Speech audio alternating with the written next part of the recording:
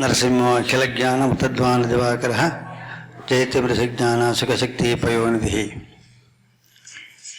ಆಚಾರ್ಯ ಪವನಸ್ಮಾಕಂ ಆಚಾರ್ಯಾಣಿತಿ ಭಾರತಿ ದೇವೋ ನಾರಾಯಣಶೇಷಃ ದೇವಿ ಮಂಗಲದೇವತಾ ಅರ್ಥಿಕಲ್ಪಿತಕಲ್ಪೋಯಂ ತತ್ತತ್ತ ಗಜಕೇಸರಿ ವ್ಯಾಸತೀರ್ಥಗುರುರ್ಭೂಯ ತಸ್ಮದಿಷ್ಟಾರಸಿತಯೇ ತಪೋ ವಿದ್ಯಾ ವಿರಕ್ತಾರಿ ಸದ್ಗುಣಗಾಕ್ರಾನಂ ವಾದಿರಾಜಗುರುನ್ವಂದೆ ಹಯಗ್ರೀವದಯಾಸ್ಯನ್ ಪೂಜ್ಯಾಯ ರಾಘವೇಂದ್ರಾಯ ಸತ್ಯಧರ್ಮರತಾಯ ಶ ಭಜತಾಂ ಕಲ್ಪವೃಕ್ಷಾಯ ನಮತಾಂ ಕಾಮಧೇನವೇ. ಈ 25 ವರ್ಷಗಳ ರಜತ ಮಹೋತ್ಸವದ ಅಂಗವಾಗಿ ಜ್ಞಾನಸತ್ವದ ಈ ದಿನದ ಕಾರ್ಯಕ್ರಮ ಮಧ್ವಾಚಾರ್ಯ ಸಂಪನ್ನರಾದ ಹದಿನೆಲ್ಲದು ರಾಷ್ಟ್ರ ಪ್ರಶಸ್ತಿ ರಾಜ್ಯ ಪ್ರಶಸ್ತಿ ವಿಜೇತರಾದ ಎಲ್ಲರಿಗೂ ಚಿರಪರಿಚಿತರಾಗಿರುವಂಥ ನಮ್ಮ ಆಚಾರ್ಯರಿಂದ ವಿಶೇಷವಾಗಿ ತ್ರಿವಿಕ್ರಮ ಪಂಡಿತಾಚಾರ್ಯ ವಿರಚಿತ ಒಂದು ಹರಿವಾಯುಸ್ತುತಿಯನ್ನು ಆಚಾರ್ಯರು ಸನ್ನಿಧಾನದಲ್ಲಿ ಅನುಗ್ರಹ ಮಾಡಿ ನೀಡಲಿದ್ದಾರೆ. ಆಚಾರ್ಯ ಅನಂತ ಪ್ರಣಾಮಗಳು ಮತ್ತು ಸ್ವಾಗತವನ್ನು ಬಯಸ್ತೀನಿ. ಆಚಾರ್ಯ ಎಷ್ಟೋ ವರ್ಷಗಳಿಂದ ಬರ್ತಾ ಇದ್ದಾರೆ, ಆದರೆ ಮೊದಲನೇ ಸಲ ಇಲ್ಲಿ ಕೆಳಗಡೆ ಮಾಡ್ತಾ ಇರೋದು. ಎಲ್ಲ ಯಾವಾಗಲೂ ಮೇಲ್ಗಡೆ ಬರ್ತಾ ಇದ್ವಿ, ಈ ಸಲ ಬರ್ತಾ ಕೆಳಗಡೆ. ಯಾಕೆಂತಂದರೆ ಇದೊಂದು ಅದಕ್ಕೆ ಆಚಾರ್ಯ ಹೇಳಿದ್ವಿ, ಸನ್ನಿಧಾನದಲ್ಲಿ ಇದು ಫಸ್ಟ್ ಟೈಮ್ ನಮ್ಮ ಆಚಾರ್ಯರು ಸನ್ನಿಧಾನ ಇಲ್ಲಿ ನಮ್ಮ ಪಕ್ಕದಲ್ಲಿ ನೋಡ್ತಾ ಇರೋದು. ಯಾವಾಗಲೂ ನಾವು ಮೇಲ್ಗಡೆ ಮಾಡ್ತಾ ಇದ್ವಿ, ಕೆಲವು ಕಾರಣಗಳಿಂದ ಅದಕ್ಕೆ ಇಲ್ಲಿ ಮಾಡಿದ್ದೀವಿ. ಎಲ್ಲರೂ ದಯವಿಟ್ಟು ಕೇಳಿ ಒಂದು ಪರಮಾತ್ಮ ಅನುಗ್ರಹಕ್ಕೆ ಪಾತ್ರ ಆಗಬೇಕು. ನಿಮಗೆಲ್ಲರಿಗೆ ಮತ್ತೊಮ್ಮೆ ಸ್ವಾಗತವನ್ನು ಬಯಸ್ತೀನಿ. ಶ್ರೀಕೃಷ್ಣಾರ್ಪಣಮಸ್ತು. ಯೋಂತಃ ಪ್ರವಿಶ್ಯ ಮಮ ವಾಚಮಿಮಾಂ ಪ್ರಸುಪ್ತಾಂ ಸಂಜೀವಯತ್ಯಖಿಲಶಕ್ತಿಧರಸ್ವಧಾಮ್ನಾ ಅನ್ಯಾಂಶ್ಚ ಹಸ್ತಚರಣಶ್ರವಣತ್ವಗಾದೀನ್ ಪ್ರಾಣಾನ್ ನಮೋ ಭಗವತೆ ಪುರುಷಾಯ ತುಭ್ಯಂ. ಯಸ್ಮಾತ್ ಬ್ರಹ್ಮೇಂದ್ರ ರುದ್ರಾದಿದೇವತಾನಾಂ ಶ್ರೇಯೋಪಿ ಚ ಜ್ಞಾನಸ್ಫೂರ್ತಿಃ ಸದಾ ತಸ್ಮೈ ಹರಯೇ ಗುರವೇ ನಮಃ. ವ್ಯಾಸಾಯ ಭವನಾಶಾಯ ಶ್ರೀಶಾಯ ಗುಣರಾಶಯೇ ಹೃದ್ಯಾಯ ಶುದ್ಧವಿದ್ಯಾಯ ಮಧ್ವಾಯ ಚ ನಮೋ ನಮಃ.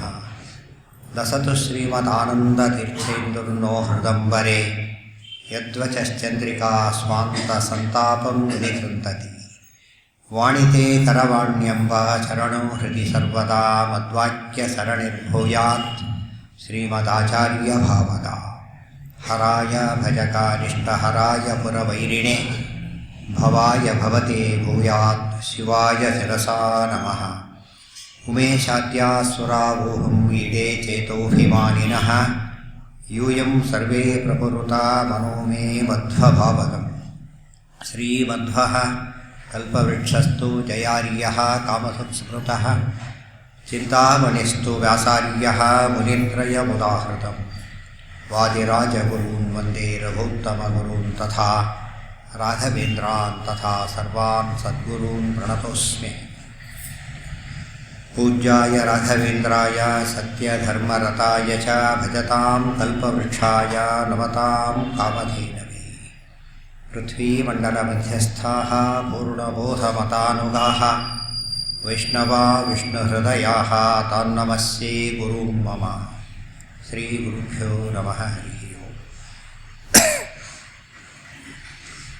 ಪರಮ ಪವಿತ್ರವಾದಂತಹ ಶ್ರೀ ಹರಿವಾಯುಸ್ತುತಿ ವಾಯುಸ್ತುತಿ ಇಡೀ ನಮ್ಮ ಮಾತೃ ಸಮಾಜಕ್ಕೆ ಪ್ರತಿಯೊಬ್ಬರಿಗೂ ಸಹ ನಿತ್ಯ ಪಠ್ಯವಾಗಿರ್ತಕ್ಕಂಥ ಕೃತಿ.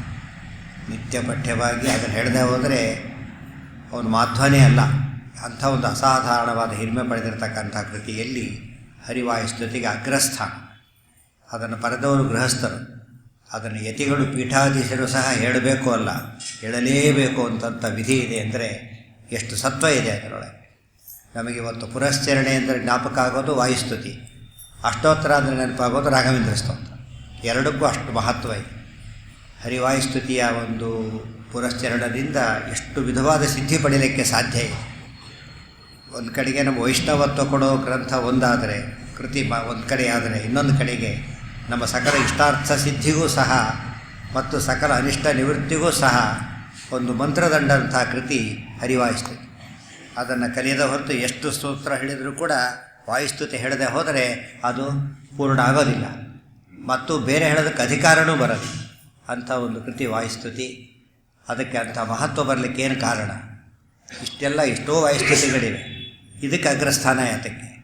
ಎಷ್ಟೋ ರಾಘವೇಂದ್ರ ಸ್ತೋತ್ರ ಇದೆ, ಅದಕ್ಕೆ ಅಗ್ರಸ್ಥಾನ ಯಾತಕ್ಕೆ? ಅದೆರಡಕ್ಕೂ ಉತ್ತರ ಒಂದೇನೆ. ಅದೇನಂತ ಮುಂದೆ ನೋಡುತ್ತೇವೆ. ಅದನ್ನು ಬರೆದವರು ತ್ರಿವಿಕ್ರಮ ಪಂಡಿತಾಚಾರ್ಯ. ಮಧ್ವವಿಜಯ ಬರೆದಂತಹ ನಾರಾಯಣ ಪಂಡಿತಾಚಾರ್ಯರ ತಂದೆಯವರು, ಆಚಾರ್ಯನ ಸಾಕ್ಷಾತ್ ಕಂಡವರು. ಅವರು ಮೂಲತಃ ವೈಷ್ಣವರಲ್ಲ, ಅವರು ಮಾಯಾವಾದ ಮತದಲ್ಲಿ ಹುಟ್ಟಿದವರು. ಅದನ್ನು ಚೆನ್ನಾಗಿ ಅಧ್ಯಯನ ಮಾಡಿದವರು, ಒಳ್ಳೆಯ ಕವಿಗಳು. ಅವರು ಚಿಕ್ಕ ಮಗು ಇದ್ದಾಗ ಇನ್ನು ತೊದಲ್ನುಡಿ ಆಡುತ್ತೆ ಮಗು.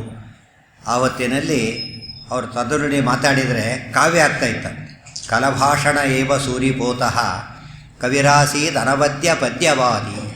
ಅದು ಬರೀ ಕಾವ್ಯ ಅಲ್ಲ, ಶ್ರೇಷ್ಠ ಕಾವ್ಯವಾಗಿ ಬರ್ತಿತ್ತು. ಇಂಥ ಒಂದು ಕಾವ್ಯದ ಸಿದ್ಧಿ ಅವರಿಗಿತ್ತು. ಭಾರಿ ವಿದ್ವಾಂಸರು. ವೇದ, ವ್ಯಾಕರಣ ಮತ್ತು ವೇದಾಂತದಲ್ಲಿ ಪ್ರಾವೀಣ್ಯ ಇದ್ದಿದ್ದಕ್ಕೆ ತ್ರಿವಿಕ್ರಮ ಅಂತ ಹೆಸರಾಯ್ತು. ತ್ರಿಷು ವಿಕ್ರಮ ಯಶ್ಯ ಸಹ ತ್ರಿವಿಕ್ರಮ. ನಾರಾಯಣ ಪಂಡಿತರು ತಮ್ಮ ಭಾವಪ್ರಕಾಶಿಕೆಯಲ್ಲಿ ತ್ರಿವಿಕ್ರಮ ಶಬ್ದಕ್ಕೆ ತಾವೇ ಅರ್ಥ ಬರೀತಾರೆ. ಇಂಥ ಒಂದು ಅಸಾಧಾರಣ ಸಾಮರ್ಥ್ಯ ಇತ್ತು. ಅವರು ಚಿಕ್ಕ ವಯಸ್ಸಿಗೆ ಬರೆದಂತಹ ಕಾವ್ಯ ಒಂದು ಉಷಾಹರಣ ಅಂತ ಒಂದು ಕಾವ್ಯ ಬರೆದಿದ್ದರು. ಉಷಾಹರಣ ಅಂತ ಹೇಳಿ ಆ ಕಾವ್ಯದ ಒಂದು ವೈಶಿಷ್ಟ್ಯದಿಂದಾಗಿ ಮತ್ತು ಅವರ ಶಾಸ್ತ್ರದ ಒಂದು ಪಾಂಡಿತ್ಯದಿಂದಾಗಿ ಆ ಕಾಲದಲ್ಲಿ ಭಾನು ಅಂತ ಒಬ್ಬ ಪಂಡಿತ ಇದ್ದ, ದೊಡ್ಡ ಕವಿ ಪಂಡಿತ. ಅವನೇ ಮೊದಲಾದ ಅನೇಕ ಕವಿಗಳನ್ನು ಚಿಕ್ಕ ವಯಸ್ಸಿನಲ್ಲೇ ಸೋಲಿಸಿಬಿಟ್ಟಿದ್ರು ಆಗಲೇ ಅವರು. ಇಂಥ ಒಂದು ಪ್ರಾವೀಣ್ಯ ಇತ್ತು. ಅವರ ತಂದೆ ಸುಬ್ರಹ್ಮಣ್ಯ ಪಂಡಿತರು. ಅವರಿಗೆ ಮೊದಲು ಮಕ್ಕಳಿರಲಿಲ್ಲ. ಕೊನೆಗೆ ಮಕ್ಕಳು ಹುಟ್ಟೋದು ಸಾಯೋದು. ಮುಹುರ್ಮೃತ ಪ್ರಜಾಪಿ. ಮಕ್ಕಳಾಗ್ತಿದ್ರು, ಮಗುವ ಸತ್ತೋಗ್ತಾ ಇತ್ತು. ಆಗ ಅವರ ಹೆಂಡತಿ ಅಂದರೆ ಸುಬ್ರಹ್ಮಣ್ಯ ಪಂಡಿತರ ಹೆಂಡತಿ ಹರಿಹರೇಶ್ವರನ ಸೇವೆ ಮಾಡ್ತಾರೆ, ಹರಿಹರರ ಸೇವೆ ಮಾಡ್ತಾರೆ ತಾರತಮ್ಯ ಕ್ರಮದಲ್ಲಿ. ಆಗ ಅವರಿಗಿಬ್ಬರು ಮಕ್ಕಳಾಗ್ತಾರೆ. ಹರಿ ಮತ್ತು ಹರರ ಸೇವೆಯಿಂದ ಇಬ್ಬರು ಮಕ್ಕಳಾಗ್ತಾರೆ. ಇಬ್ಬರು ಮಕ್ಕಳಿಗೂ ಕೂಡ ಸರಿಯಾದ ಹೆಸರಿಡ್ತಾರೆ. ಹರಿ ಸೇವೆಯಿಂದ ಇವರು ಹುಟ್ಟಿದ್ದರಿಂದ ತ್ರಿವಿಕ್ರಮ ಅಂತ ಹರಿಯ ಹೆಸರಿಟ್ಟು, ಹರಣ ಸೇವೆಯ ಫಲ ಹುಟ್ಟಿದ್ದರಿಂದ ಶಂಕರ ಪಂಡಿತ ಅಂತ ಎರಡನೇ ಮಗನ ಹೆಸರು. ಇವರು ತ್ರಿವಿಕ್ರಮ ಪಂಡಿತ, ಅವರು ಶಂಕರ ಪಂಡಿತ. ಆ ಹೆಸರಿಗೂ ತಕ್ಕ ಫಲಕ್ಕೆ, ಸೇವೆಗೆ ತಕ್ಕಂತೆ ಫಲ, ಫಲಕ್ಕೆ ತಕ್ಕಂತೆ ನಾಮ ಕರಣ ಹಾಗೆ ಮಾಡಿ ಅವ್ರ ಮಕ್ಕಳನ್ನು ಬೆಳೆಸಿದ್ರು. ಇಬ್ಬರು ದೊಡ್ಡ ವಿದ್ವಾಂಸರಾದರು. ಅವ್ರ ಬಗ್ಗೆ ಯಾಕೆ ತಿಳ್ಕೊಬೇಕು ಅಂದರೆ, ಯಾರೋ ಅವರೇ ಕಡೆಯವರೇ ಬರೆಯೋದು ಬೇರೆ, ಬೇರೆ ಪಕ್ಷದಲ್ಲಿದ್ದು ಓದಿ ಕನ್ವಿನ್ಸ್ ಆಗಿ ಬರೋ ರೀತಿ ಬೇರೆ. ತುಂಬ ಮಾಧ್ವರು ಇರ್ತಾರೆ, ಹೇಗೂ ಮಕ್ಕಳಲ್ಲಿ ಹುಟ್ಟಿದ್ದೇವೆ ಅಂತ ನಂಬಿಕೆ ಇರ್ತದೆ ಅಷ್ಟೇ. ಆದರೆ ಮಾಧ್ವೇತರನಾಗಿದ್ದವು, ಅದು ಕೂಡ ಮಾಯಾವಾದ ಮಧ್ವವಾದ ಎರಡು ಆಪೋಸಿಟ್ಸು. ಅದರಲ್ಲಿದ್ದವರು ಆಚಾರ್ಯರು ಸ್ತೋತ್ರ ಮಾಡಿದ್ದಾರೆ ಅಂದರೆ ಎಷ್ಟು ಅವರು ಸಾಧನೆ ಮಾಡಿ ಬಂದರು ಅಂತ ಗೊತ್ತಾಗುತ್ತೆ. ಅದು ಕನ್ವಿಕ್ಷನ್ನಿಂದ ಬರಲಿಕ್ಕೆ ಮಾತ್ರ ಸಾಧ್ಯ. ಅವರೇ ತಮ್ಮ ಶಾಸ್ತ್ರ ಅಧ್ಯಯನ, ಮಾಯವಾದ ಶಾಸ್ತ್ರ ಎಲ್ಲ ಓದಿದರು. ಮನಸ್ಸಿಗೆ ಹಿಡಿಸ್ತಾ ಇರಲಿಲ್ಲ, ಓದಿದ್ರು ಮನೆಗೆ ಹಿಡಿಸ್ತಾ ಇರಲಿಲ್ಲ. ತಂದೆ ಸುಬ್ರಹ್ಮಣ್ಯ ಪಂಡಿತರು ಅಂತ್ಯಕಾಲಕ್ಕೆ ಅವರು ಸಂದೇಶ ಕೊಟ್ಟರು. ಮಗು ತ್ರಿವಿಕ್ರಮ, ನೀನೇನೇನು ಪ್ರಶ್ನೆ ಕೇಳ್ತಾ ಇದ್ದೀಯಲ್ಲ, ಆ ಪ್ರಶ್ನೆಗಳಿಗೆ ಮತದಲ್ಲಿ ಉತ್ತರ ಇಲ್ಲ ಅಂಥೇಳಿ. ಉತ್ತರ ಇಲ್ಲ, ನಾನು ಓದಿದ್ದೇನೆ, ಪ್ರಯತ್ನ ಪಟ್ಟಿದ್ದೆ, ಉತ್ತರ ಸಿಕ್ಕಿಲ್ಲ, ಸಿಗೋ ಸಂಭವನೂ ಇಲ್ಲ. ಅದಕ್ಕೆ ಹೇಳ್ತೇನೆ ಕೇಳು, ಈ ಮತವನ್ನು ನಂಬಬೇಡ ನೀನು. ಅದಕ್ಕೆ ನೀನು ಸರಿಯಾದ ಮತ ನಂಬಬೇಕಾದ್ರೆ, ನನಗೆ ಯಾವುದಂತ ಗೊತ್ತಿಲ್ಲ, ನನಗೂ ಸರಿಯಾದ ಮತ ಗೊತ್ತಿಲ್ಲ, ಇದು ತಪ್ಪು ಅಂತ ಅಷ್ಟು ಗೊತ್ತಾಗಿದೆ ಅಷ್ಟೇ. ಅದಕ್ಕೆ ನೀನು ಇನ್ನು ಮೇಲೆ ಪರಮಾತ್ಮನ ಶರಣ ಹೊಂದು ದೇವರನ್ನು ಆರಾಧನೆ ಮಾಡು, ಸನ್ಮತವನ್ನು ತೋರಿಸೋ, ಸನ್ಮಾರ್ಗವನ್ನು ತೋರಿಸೋ ಅಂತ ಪ್ರಾರ್ಥನೆ ಮಾಡ್ಕೊ ಅಂತ ಹೇಳಿ ಅವರು ವೈಕುಂಠವಾಸಿಗಳಾದರು. ಹಾಗೆ ಇವರು ಮೊದಲೇ ಮನಸ್ಸಿನ ಸಮಸ್ಯೆ ಇತ್ತು. ತಂದೆ ಅಷ್ಟು ಹೇಳಿದಾಗ ಇನ್ನೂ ಜಾಸ್ತಿ ಆಯಿತು. ಆದರೆ ಯಾವುದಂತೂ ಗೊತ್ತಿಲ್ಲ ಸರಿಯಾದ ಮತ. ಆಗ ಅವರು ಪರಮಾತ್ಮ ವಿಶೇಷವಾಗಿ ಪ್ರತಿ ಧರ್ಮಾನ್ ಭೃಷಮಾಚಾರಂತ ಏವ, ದೇವರನ್ನು ಸೇವೆ ಮಾಡ್ತಾ ಮಾಡ್ತಾ ಮಾಡ್ತಾ ಇದ್ದಾರೆ. ಅದರ ಫಲಶ್ರುತಿಯನ್ನು ಹಾಗೆ ಅವ್ರ ಕಿವಿಗೊಂದು ಸುದ್ದಿ ಬಂತು. ಮಧ್ವಾಚಾರ್ಯ ಅಂತ ಒಬ್ಬರು ಬಂದಿದ್ದಾರೆ, ಭಾರಿ ಭಾರಿ ದೊಡ್ಡ ವಿದ್ವಾಂಸರು, ಹೆಸರಿತಕ್ಕಂತೆ ಪೂರ್ಣ ಪ್ರಜ್ಞರವರು. ಅವರು ಉತ್ತರ ಕೊಡದೇ ಇರೋ ಪ್ರಶ್ನೆಗಳೇ ಇಲ್ಲ. ಅವರು ದೇವರನ್ನು ಸದಾ ಕಾಡ್ತಕ್ಕಂಥ ಅಪರೋಕ್ಷ ಜ್ಞಾನಿಗಳು. ಅಷ್ಟೇ ಅಲ್ಲ, ಎಲ್ಲ ಶಾಸ್ತ್ರದಲ್ಲೂ ಪಂಡಿತರು. ಎಲ್ಲ ಕೇಳಿದಾಗ ಈಗಾಗಲೇ ಆಗಿರೋ ಪ್ರಸಿದ್ಧ ಎಲ್ಲ ವಿದ್ವಾಂಸರನ್ನು ಸೋಲಿಸಿದವರು. ಇದೆಲ್ಲ ಕಿವಿಗೆ ಬಿತ್ತು. ಅಷ್ಟೊತ್ತಿಗೆ ಮಾಯಾವಾದದವರೆಲ್ಲ ಆಚಾರ್ಯರು ಸೋತಿದ್ರಲ್ಲ, ಅವರೆಲ್ಲ ತ್ರಿವಿಕ್ರಮ ಪಂಡಿತರ ಹತ್ರ ಬಂದರು.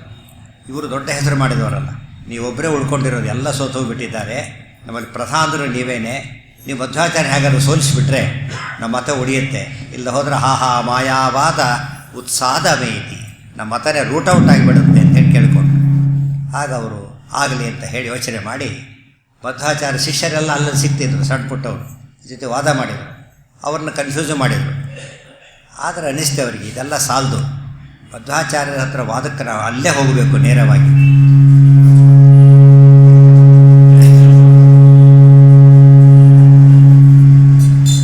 ಇವರೆಲ್ಲ ಅವರನ್ನು ಸೋಲಿಸಬೇಕು ಅಂತ ಕೇಳ್ತಾ ಇದ್ದಾರೆ. ಒಂದು ಕೆಲಸ ಮಾಡೋಣ, ಸೋಲಿಸೋದಕ್ಕಿಂತ ಮುಂಚೆ ಅವರ ಮತ, ಅವರ ಗ್ರಂಥಗಳನ್ನು ಓದಬೇಕು, ಅವರ ಮತ ಸರಿಯಾಗಿ ಅರ್ಥ ಮಾಡ್ಕೋಬೇಕು. ಆಮೇಲೆ ವಾದಕ್ಕೆ ಹೋಗೋದು ಸುಲಭ ಅಂತ ಹೇಳಿ ಗ್ರಂಥ ಹೇಗೆ ಓದೋದು ಅಂತ ಯೋಚನೆ ಮಾಡಿದರು. ಅವರ ಪುಣ್ಯ, ಅವರ ತಮ್ಮ ಶಂಕರ ಪಂಡಿತರಾಗಲೇ ಮಧ್ವಾಚಾರ್ಯ ಶಿಷ್ಯರಾಗಿಬಿಟ್ಟಿದ್ದರಾಗಲೇ, ಬರೀ ಶಿಷ್ಯರಾಗಿರಲಿಲ್ಲ, ಆಪ್ತ ಶಿಷ್ಯರಾಗಿದ್ದರು. ಅವ್ರಿಗೆ ಒಳ್ಳೆಯ ಜವಾಬ್ದಾರಿ ಕೊಟ್ಟಿದ್ದರು ಆಚಾರ್ಯ. ಅವರ ಗ್ರಂಥ ಭಂಡಾರವನ್ನು ನೋಡಿಕೊಳ್ಳೋ ಕೆಲಸ ಕೊಟ್ಟಿದ್ದರು, ಲೈಬ್ರರಿಯನ್ ಕೆಲಸ ಕೊಟ್ಟಿದ್ದರು. ಇವರು ತಮ್ಮನೇ ಅಣ್ಣ ತಮ್ಮ ಒಂದೇ ಮನೆಯಲ್ಲಿದ್ದಾರೆ. ಆಚಾರ್ಯರು ತಮ್ಮ ಶಿಷ್ಯರು ಶಂಕರ ಪಂಡಿತ ಅವ್ರ ಶಿಷ್ಯರಾಗಿಬಿಟ್ಟಿದ್ದಾರೆ. ಆಚಾರ್ಯರು ಶಂಕರ ಎಂಬ ಹೆಸರು ಕೆಟ್ಟದ್ದಲ್ಲ, ಹೆಸರು ಬದಲಾಯಿಸಲ್ಲ ಹೆಸರು. ರುದ್ರದೇವರ ಹೆಸರನ್ನ ಚೇಂಜ್ ಮಾಡಬೇಕು. ಹೆಸರು ಸರಿಯಾಗಿದೆ, ಏನು ದೋಷ ಇಲ್ಲ ಹೆಸರನ್ನು. ಹಾಗೆ ಆಚಾರ್ಯ ಒಂದು ಮನೋವೈಶಾಲ್ಯಕ್ಕೆ ಸಾಕ್ಷಿ ಅದು. ಮಾಧ್ವರೆಂದು ರುದ್ರದೇವರ ದ್ವೇಷಿಗಳಲ್ಲ ಅನ್ನೋದಕ್ಕೆ ದೊಡ್ಡ ಸಾಕ್ಷಿ.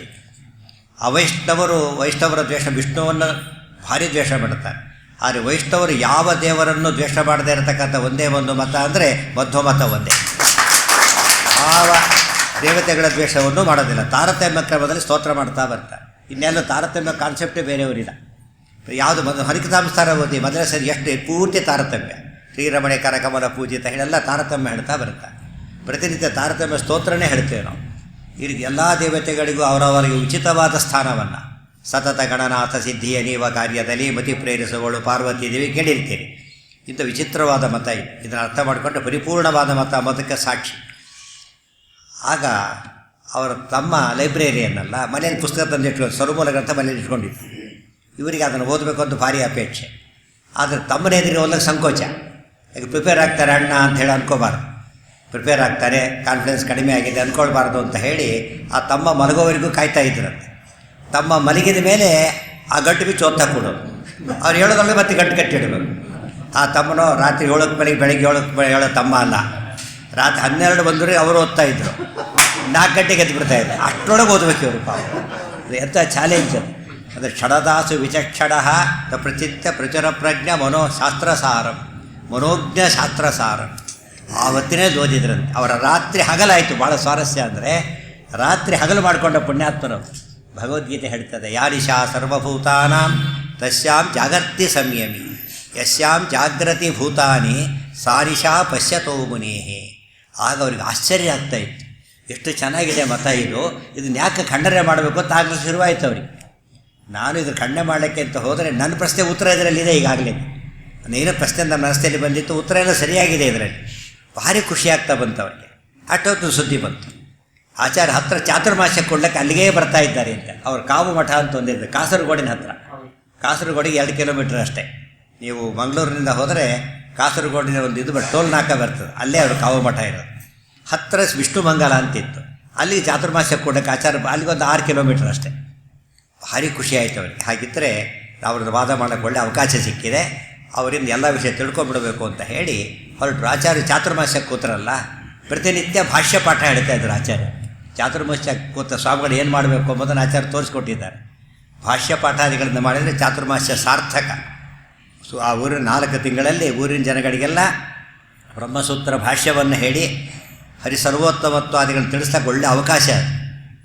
ಆಚಾರ್ಯರು ನಿತ್ಯ ಪ್ರವಚನ ಮಾಡ್ತಾಯಿದ್ರು, ಬೆಳಿಗ್ಗೆ ಪಾಠ ಹೇಳ್ತಾಯಿದ್ರು, ನಿತ್ಯ ಕೇಳೋದಕ್ಕೆ ಹೋಗ್ತಾಯಿದ್ರು. ಅಲ್ಲಿಂದ ಹೋಗಿ ದಿವಸ ಕೇಳಿ ಕೇಳಿ ಕೇಳಿ ಭಾರಿ ಖುಷಿಯಾಗೋಯಿತು.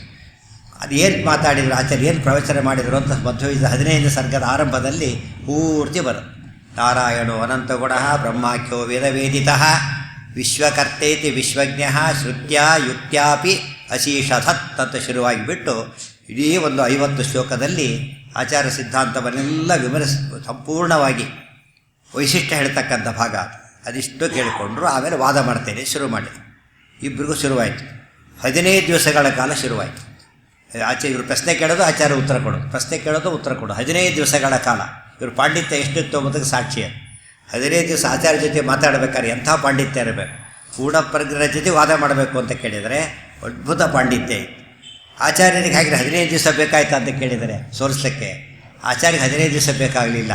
ಅವ್ರು ಹೇಳಿದ ಅರ್ಥ ಮಾಡ್ಕೊಳ್ಳೋಕ್ಕೆ ಇವ್ರಿಗೆ 15 ದಿವಸ ಬೇಕಾಯ್ತು. ಅಲ್ಲಿಗೆ ಅವ್ರಿಗೆ ಪೂರ್ತಿ ಅರ್ಥ ಆಗೋಯ್ತು, ಖುಷಿಯಾಗೋಯ್ತು. ಪ್ರಣಮ್ಯಾಚಷ್ಟ ಶಿಷ್ಟೋಸೌ ಕ್ಷಮ್ಯತಾಂ ನಾಥ ಚಾಪಲಂ ಪದಪದ್ಮರಜೋ ದಾಸ್ಯಂ ಧ್ರುವಂ ಮೇ ದೀಯತಾಮಿತಿ. ಸ್ವಾಮಿ, ನನ್ನ ಸಂಭ್ರಮ ಭಾಗ್ಯ ಇದು. ನಾನು ಸೋತೆ ಅಲ್ಲ, ನಮ್ಮ ಶಿಷ್ಯನಾದೆ. ಮನಸ್ಸು ಸೋತೆ, ಅದು ಬಹಳ ಮುಖ್ಯ. ಬಾಯಲ್ಲಿ ಮನಸ್ಸಿಗೆ ಸೋತರು. ಮನಸ್ಸು ಸೋತಾಗ ವಿಶೇಷವಾಗಿ ಅವರ ಸಾಸಾನ ದಾಸರಾದ ನಿಮ್ಮ ಶಿಷ್ಯರು ಮಾಡಿಕೊಡಿ ಅಂತ ಕೇಳಿದರು. ಆಚಾರ್ಯ ಅನುಗ್ರಹ ಮಾಡಿದರು, ಸ್ವೀಕಾರ ಮಾಡಿದರು. ಅವರೇ ತ್ರಿವಿಕ್ರಮ ಪಂಡಿತಾಚಾರ್ಯರು. ಆಚಾರ್ಯ ಹೆಸರು ಬದಲಾಯಿಸ್ತಿಲ್ಲ, ಮತ್ತೆ ಅದೇ ಹೆಸರಲ್ಲೇ ಬಂದು ತ್ರಿವಿಕ್ರಮ ಪಂಡಿತರಾಗಿ ತ್ರಿವಿಕ್ರಮ ಪಂಡಿತರು. ಅವರು ಬರೀ ತ್ರಿವಿಕ್ರಮ ಅಂತ ಯಾರು ಕರೆಯೋದಿಲ್ಲ, ತ್ರಿವಿಕ್ರಮ ಪಂಡಿತಾಚಾರ್ಯ ಅಂತಲೇ ಕರಿಬೇಕು ಅವರು. ಅವರ ಮಗ ನಾರಾಯಣ ಪಂಡಿತಾಚಾರ್ಯ ಅಂತಾರೆ ಅವರ ಹೆಸರು. ಅಂತ ಪಾಂಡಿತ್ಯದ ಮತ್ತೊಂದು ಹೆಸರಾಗಿ ಬಂದ ಮಹಾನುಭಾವರವರು. ಅವತ್ತರಿಂದ ಆಚಾರ್ಯ ಪಾಠ ಹೇಳೋದು ಇವರು ಕೇಳೋದು. ತುಂಬ ದಿವಸಗಳ ಕಾಲ ಆಗಿತ್ತು. ಆಚಾರ್ಯರನ್ನು ಬಹಳವಾಗಿ ಆರಾಧನೆ ಮಾಡಿದರು. ರಚನೆ ಮಾಡೋ ಪ್ರಸಂಗ ಬಂತೊಂದು ಸಲ. ಆಚಾರ್ಯರು ನಮಗೆ ಗೊತ್ತು, ನೈವೇದ್ಯ ಮಾಡಬೇಕಾದ್ರೆ ದ್ವಾದಶ ಸ್ತೋತ್ರ ಹೇಳಲೇಬೇಕು ಅಂತ ವಿಧಿ. ಸರ್ವಮೂಲ ಗ್ರಂಥಗಳಲ್ಲಿ ಒಂದು ಸ್ತೋತ್ರ ಕೃತಿ ದ್ವಾದಶ ಸ್ತೋತ್ರ. ಅದನ್ನು ಹೇಳದೆ ನೈವೇದ್ಯ ಮಾಡೋ ಹಾಗಿಲ್ಲ. ನೈವೇದ್ಯ ಇಲ್ಲವರು ಅದನ್ನು ಹೇಳಿ ನೈವೇದ್ಯ ಮಾಡಿದಾಗುತ್ತೆ, ಅಷ್ಟು ಸಿದ್ಧಿ ಇದೆ ಅದು. ಸ್ತೋತ್ರಕ್ಕೆ ಅನ್ನ ಅಂತಲೇ ಹೆಸರು. ನೈವೇದ್ಯ ಇಲ್ಲದೆ ಹೋದರೆ ಸ್ತೋತ್ರ ಹೇಳಿದರೆ ನೈವೇದ್ಯ ಹೋದಾಗುತ್ತೆ, ಅಷ್ಟು ಸಿದ್ಧಿ ಇದೆ ಅದಕ್ಕೆ. ಸಾಮಾನ್ಯವಾಗಿ ನೈವೇದ್ಯ ಎಷ್ಟೊತ್ತು ಮಾಡಬೇಕು ಅಂದ್ರೆ ಯೂನಿಟ್ ಅದು. ದ್ವಾದಶ ಸ್ತೋತ್ರ ಮುಗಿಯೋರು ದ್ವಾದಶ ಸ್ತೋತ್ರ ನೈವೇದ್ಯ ಮಾಡಬೇಕಷ್ಟೆ. ಅದು ಎಷ್ಟೊತ್ತು 10 ನಿಮಿಷ ಸರಿಯಾಗಿ ಹೇಳಿದ್ರೆ 10 ನಿಮಿಷ ಸಾಕು. ಸ್ವಲ್ಪ ರಾಗವಾಗಿ ಹೇಳಿದ್ರೆ 15 ನಿಮಿಷ ಅಷ್ಟೇ. ಅಷ್ಟರಲ್ಲಿ ನೈವೇದ್ಯ ಮುಗಿಸ್ಬೇಕು. ಅದು ಯೂನಿಟ್ ಅದು. ಅದೇ ಪ್ರತಿನಿತ್ಯ ಹಾಗೆ ಮಾಡ್ತಿದ್ರು ಆಚಾರ್ಯ. ಒಂದು ದಿವಸ ಏನಾಗಿದೆ, ದ್ವಾದಶಸ್ತೋತ್ರ ಒಂದು ಸರ್ತಿ ಹೇಳಿದರು, ಮುಗಿದ ತಕ್ಷಣ ಒಂದು ಗುರುತು. ದ್ವಾದಶಸ್ತೋತ್ರ ಮುಗಿಯೋದು ಗಂಟೆ ಬಾರಿಸ್ತಾಯಿದ್ರು, ಆ ತೆರೆ ತೆಗೆದುಬಿಟ್ರೆ ಆಗೋಗ್ತು. ಅವತ್ತೊಂದು ಸರ್ತಿ ಮುಗೀತು, ಏನು ಗಂಟೆ ಶಬ್ದ ಕೇಳಿಸ್ಲಿಲ್ಲ, ತೆರೆ ತೆಗಿಲೂ ಇಲ್ಲ. ಸರಿ, ಮತ್ತೆ ಸ್ವಲ್ಪ ದ್ವಾದಶಸ್ತೋತ್ರ ಶುರು ಮಾಡಿ. ಮತ್ತೊಂದು ಸರ್ತಿ ಮುಗೀತು, ಆಗಲೂ ತೆರೆ ತೆಗಿಲಿಲ್ಲ, ಗಂಟೆ ಬಾರಿಸಿ ಹೇಳಲಿಲ್ಲ. ಮತ್ತೆ 3ನೇ ಸರ್ತಿ ಶುರು ಮಾಡಿದ್ರು. ಮುಗಿತಾ ಬಂತು, ಏನು ಸುದ್ದಿ ಇಲ್ಲೇ ಇಲ್ಲ. ಇವರಿಗೆ ಆಶ್ಚರ್ಯ ಆಗೋಯಿತು. ಇಷ್ಟೊತ್ತಾಯಿತು, ಏನಿವ ಎಂದೂ ಹೀಗಾಗಿರಲಿಲ್ಲ. ಸಾಮಾನ್ಯ ಲೇಟಾಗದಾರೆ ಅನ್ಸರಿ ಇಷ್ಟೇ ಬಿಡಿ ಅಂದ್ಬಿಡ್ತಾಯಿದ್ರು. ಅದು ಎಂದೂ ಹಾಗಾಗಿರಲಿಲ್ಲ. ಯಾತಕ್ಕೆ ಅಂತ ಯೋಚನೆ ಬಂತು. ಉಳಿದವರಿಗೆಲ್ಲ ಯೋಚನೆ ಏನೂ ಮಾಡಾಗಿಲ್ಲ ಅವರು. ಆಪ್ತ ಶಿಷ್ಯರಲ್ಲ, ಅದಕ್ಕೆ ಸ್ವಲ್ಪ ಲಿಬರ್ಟಿ ತಗೊಂಡ್ರು. ಆ ತೆರೆ ಹಿಡಿದಿರ್ತಾರಲ್ಲ, ಸರಿಸಿ ನೋಡೋಣ ಅಂತ ಸರಿಸಿ ನೋಡ್ತಾರೆ. ಶಾಕ್ ಆಗೋಯ್ತು. ಆನಂದದ ಪರಾಕಾಷ್ಠೆ. ಜಗನ್ನಾಥಾಸರಿಗೆ ಹೇಗೆ ತಟ್ಟಿದ ಕೋಟಿ ರಿಫಕಾಯ ಜಗನ್ನಾಥ ವಿಠಲಯ್ಯ ವಿಠಲಯ್ಯ ಅಂತ ದೇವರ ದರ್ಶನ ಆಯಿತು, ಇಲ್ಲಿ ನೋಡ್ತಿದ್ದಾರೆ. ಆಚಾರ್ಯ 3 ರೂಪದಲ್ಲಿ ಕೂತ್ಬಿಟ್ಟಿದ್ದಾರೆ. ಹನುಮಂತನಾಗಿ, ಮುಂದೆ ರಾಮದೇವರಿದ್ದಾರೆ, ಆಮೇಲೆ ಭೀಮಸೇನನಾಗಿದ್ದಾರೆ, ಕೃಷ್ಣದೇವರು ಮುಂದಿದ್ದಾರೆ, ಮಧ್ವಾಚಾರ್ಯ ವೇದವ್ಯಾಸ ದೇವರು ಮುಂದಿದ್ದಾರೆ. ಸಾಕ್ಷಾತ್ ರೂಪಗಳು, ಚಿತ್ರಗಳಲ್ಲ. ಆಚಾರ್ಯ ದರ್ಶನ ಆಯಿತು, ದೇವರ ದರ್ಶನ ಆಯಿತು, ಎರಡು ಒಟ್ಟಿಗೆ ಆಗೋಯ್ತಾರೆ. ಏನು ಮಹಿಮೆ ಅವರು! ಪರಮಾನಂದ, ಪರಮಾಶ್ಚರ್ಯ. ಆ ಕ್ಷಣಕ್ಕೆ ಅವ್ರ ಬಾಯಿಂದ ಸ್ತೋತ್ರ ತಾನಾಗಿ ಬಂತು. ಅದು ಕೂತು ಬರೆದಿದ್ದಲ್ಲ, ಅದು ತಾನೇ ರಾಘವೇಂದ್ರ ಸ್ತೋತ್ರ ಕೂತು ಬರೆದಿದ್ದಲ್ಲ, ಸ್ಪಾಂಟೇನಿಯಸ್ ಆಗಿ ಬಂತು. ಕುರಿದು ಬರೆದು ಸ್ಟ್ರೈಕಪ್ ಮಾಡಿ ಇದನ್ನು ಮಾಡಿ ಮನೆ ಪ್ರೂಫ್ ನೋಡಿ ಹಾಗೆ ಬಂದಿದ್ದಲ್ಲ.